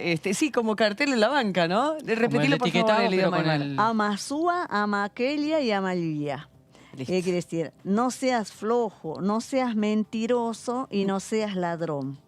Bien. Porque lo que más pide la gente de nosotros, de los políticos, son esos 3 principios aymara, quechuas, que están vigentes en las culturas nuestras milenarias y que tanto nos enseñan, ¿no? No solamente con esos principios de convivencia, sino también en muchas otras cosas, ¿no? Que tenemos que aprender a cuidar el ambiente, a cuidar la madre tierra, a cuidarnos y querernos entre nosotros, cuidarnos, no ser depredador unos a otros, no competir, no ambicionar más de lo que uno necesita para vivir. Y bueno, todas esas cosas nos han regido este año nuestra conducta, nuestra tarea, nuestra función. Y creo que no fue casual que yo haya estado este año, el año pasado y este año en la Cámara de Congreso de la Nación. Creo que aprendimos muchísimo y también mis pares aprendieron y la sociedad argentina también, porque donde voy nos reconocen y nos valoran, nos aprecian y eso, lo mejor es recibir ese cariño y ese reconocimiento. Y ¿no? concretamente, ¿qué te llevas de la experiencia adquirida aquí o de los contactos o de las ideas o de cómo proponer en marcha en esos principios tan profundos y bellos y humanos de la cultura aymara y de todas las culturas antiguas que la tienen, ¿no? El budismo, ¿no? Porque se repiten en lo que es el valor humano en relación con el entorno y con el semejante. Para volver a Salta, ahora que volvés, ¿qué te llevas de acá concreto? Y bueno, concreto que en todas partes hay gente comprometida con lo social, con lo político. Me llevo que hay que seguir luchando con mucha más fuerza, ¿no? Las elecciones anteriores nos han dado una alarma donde nosotros tenemos que aprender y el pueblo se expresó y donde nos reclaman muchas cosas. Es cierto que la pandemia, las 2 pandemias, la pandemia macrista y la pandemia que atacó la salud principalmente, la economía, la familia y en general, digamos, la vida que teníamos. Yo creo que unido a esto, bueno, las elecciones nos han dado un golpe, ¿no? Nos hizo reaccionar quizás para corregir cosas que no estábamos haciendo de acuerdo a las necesidades de nuestro pueblo. Y creo que me llevo muchos desafíos para adelante, ¿no? A seguir luchando con más fuerza, porque si bien la pandemia ha revelado muchas problemáticas que teníamos no resueltas en nuestro país, pero también las ha agudizado. Hay una mayor polarización de acumulación y a su vez también de población desprotegida de los derechos básicos, como la alimentación, la vivienda, el derecho al agua, tantas cosas que nos faltan. Derecho al agua, has presentado el último proyecto de Política Nacional de Saneamiento Descentralizado y Gestión Integral Descentralizada de Aguas Residuales Domésticas. ¿Por qué este proyecto y debido a qué concretamente? Bueno, ese proyecto lo habíamos presentado hace unos meses y luego tuvimos la observación o el aporte de muchos colegas y también de organismos que trabajan con el tema agua y saneamiento ambiental, también agrupaciones ambientalistas, vecinos, el CONICET, las universidades, nos han aportado, porque la observación al proyecto era que le faltaba el presupuesto. Y entonces, y también otros elementos más. Lo hemos preparado en todo este tiempo con mi equipo y hemos hecho las consultas y nosotros creemos que una de las medidas a la cuestión ambiental, que es la que estamos enfrentando ahora, todo un tema ahora mismo con el calor que hace, y ustedes saben que eso es fruto del calentamiento global, que la temperatura aumentó 1.5 en estos últimos años, y creemos que si no hay un cambio de políticas, de conductas, de prácticas ambientalistas, no vamos a parar el calentamiento global. Entonces, este es un proyecto pequeño, quizás podrían decir algunos, bueno, no es tan significativo. ¿Pero qué es lo que propone Alcira? Pero lo que proponemos específicamente es la utilización de las aguas residuales para que sirvan para descarga en los baños.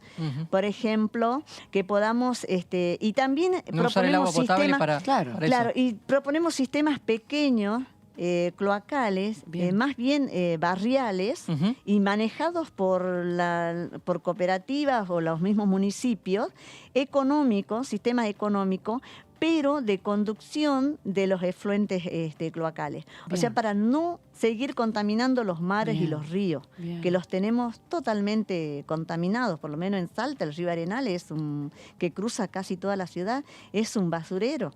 Entonces, esta cuestión creemos que no es que va a solucionar, pero sí vamos a ir trabajando en reciclado de agua, porque el agua va a ser otro problema que se nos va a venir ya estamos teniendo problemas de falta de agua potable.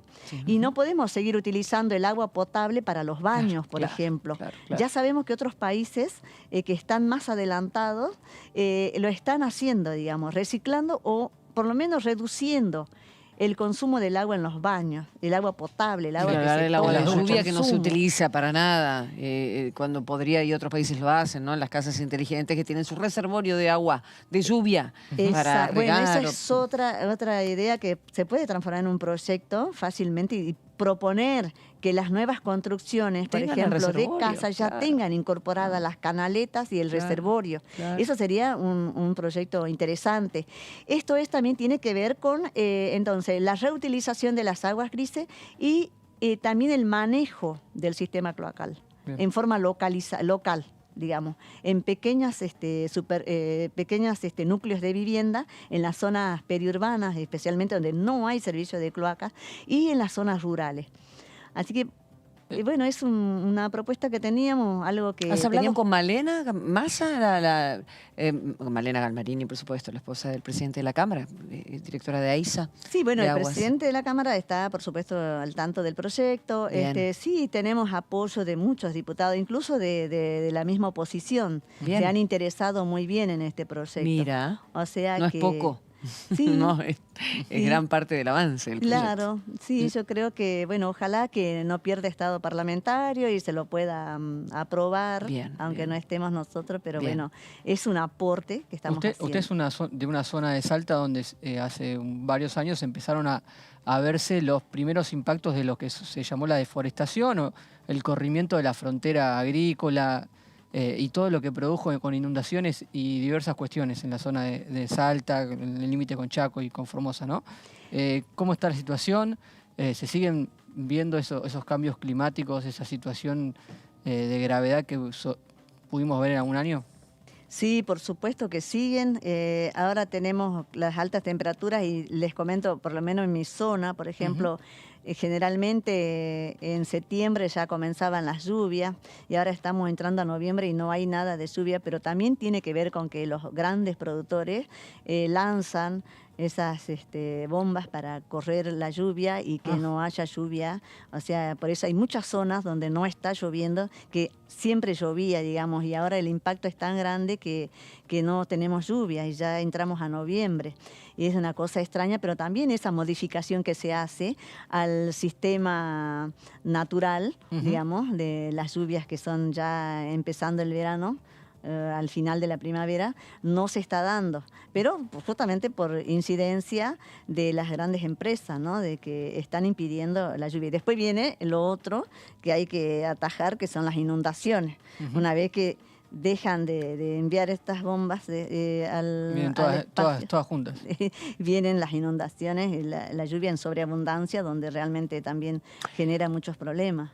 ¿Cómo está la ESI en la provincia, Alcira? La ley de educación integral, sexual integral, sabemos que hay provincias que cuesta y mucho entender que es un tema sanitario, que es un tema de socialización, es un tema que no, para muchos, completamente atravesado por la religión, pero que va más allá de la creencia, porque nos encontramos en una sociedad donde convivimos distintas personas y es fundamental que se tenga una relación con el cuerpo y con el cuerpo del otro con información.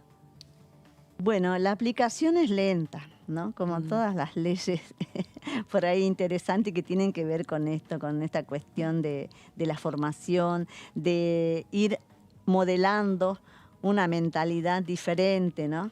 Una mentalidad de iguales, de cuidados del cuerpo, de también orientada a minimizar los abusos, ¿no? Los abusos en menores, tantas cosas desagradables que nuestros niños, niñas y adolescentes pasan en sus hogares, ¿no?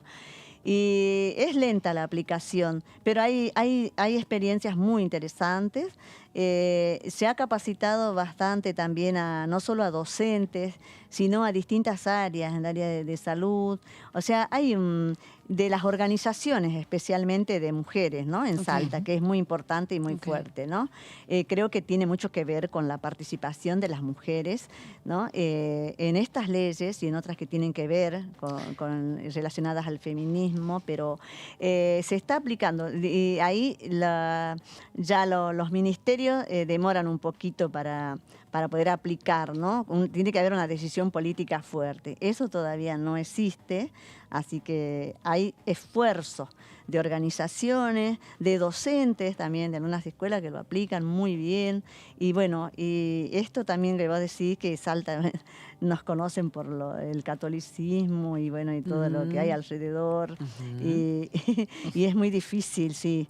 Tenemos la iglesia que se opone, la iglesia jerárquica, ¿no? No así, también hay religiosos, religiosas que están apoyando, y tienen una cierta apertura, ¿no? No es que son el 100%, responden a la jerarquía eclesiástica que se opone, ¿no? Así que hay que también diferenciar en eso. Seguro. No ¿Y es con los uniforme. pueblos originarios cómo trabajan, Alcira, para este tipo de cuestiones, en referencia a trabajo infantil o en referencia a la ESI, cuando sabemos que hay prácticas que son muy propias de la cultura y tal vez no son comprendidas en la nuestra? Bueno, en este sentido hay también un trabajo, digamos, disperso. En algunos lados se está trabajando muy bien, en otros no. En otros directamente hay lo contrario. Esta discriminación y todo lo demás que todavía continúa, que es muy fuerte. Y nosotros, desde el punto de vista legislativo, hemos tratado de presentar proyectos que tienen que ver con pueblos originarios, Sí.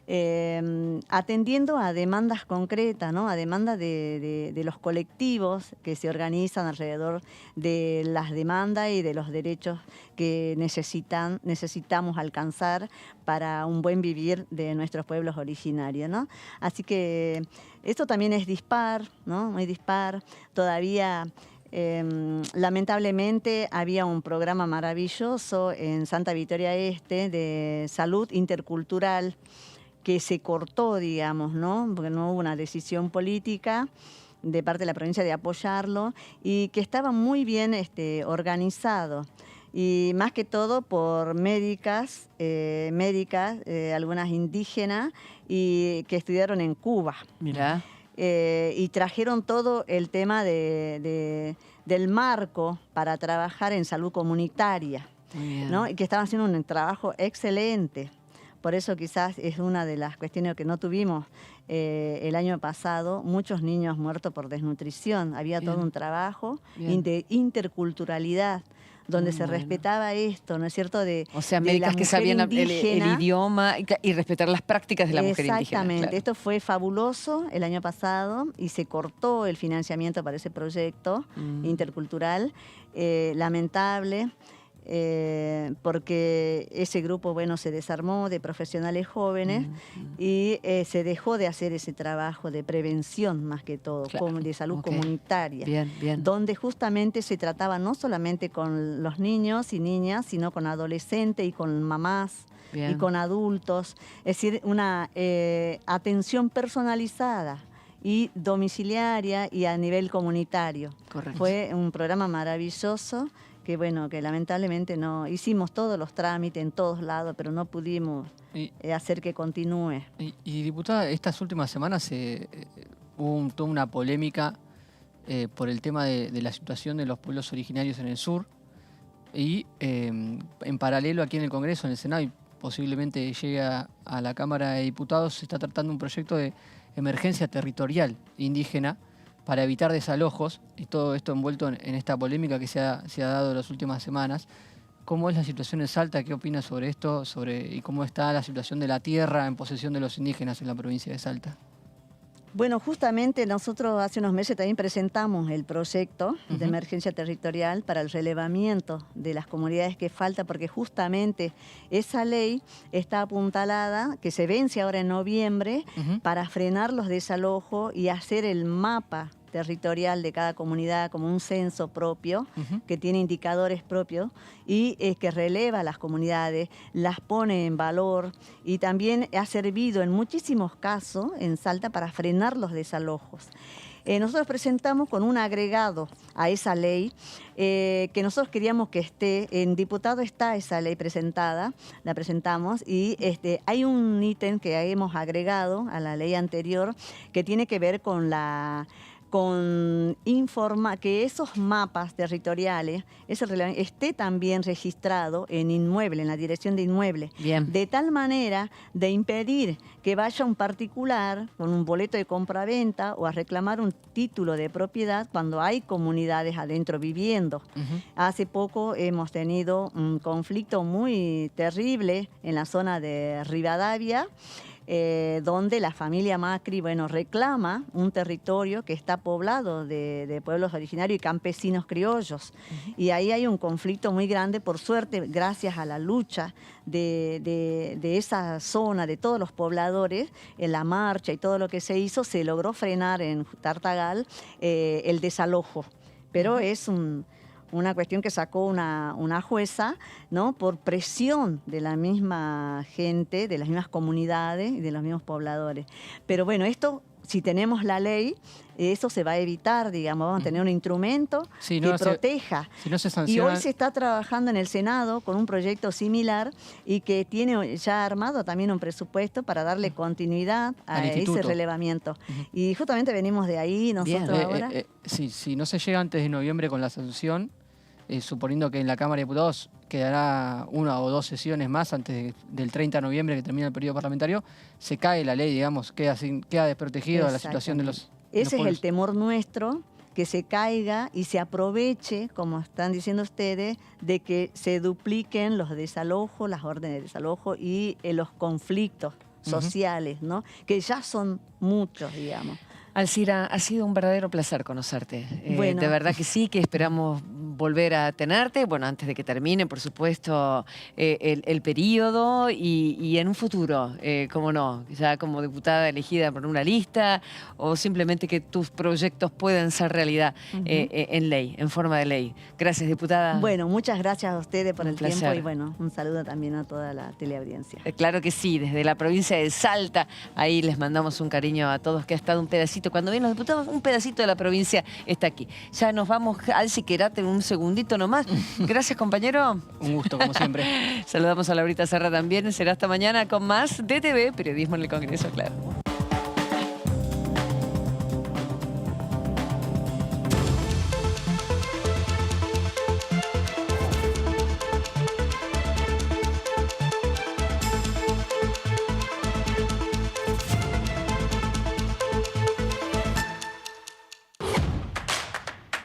Información.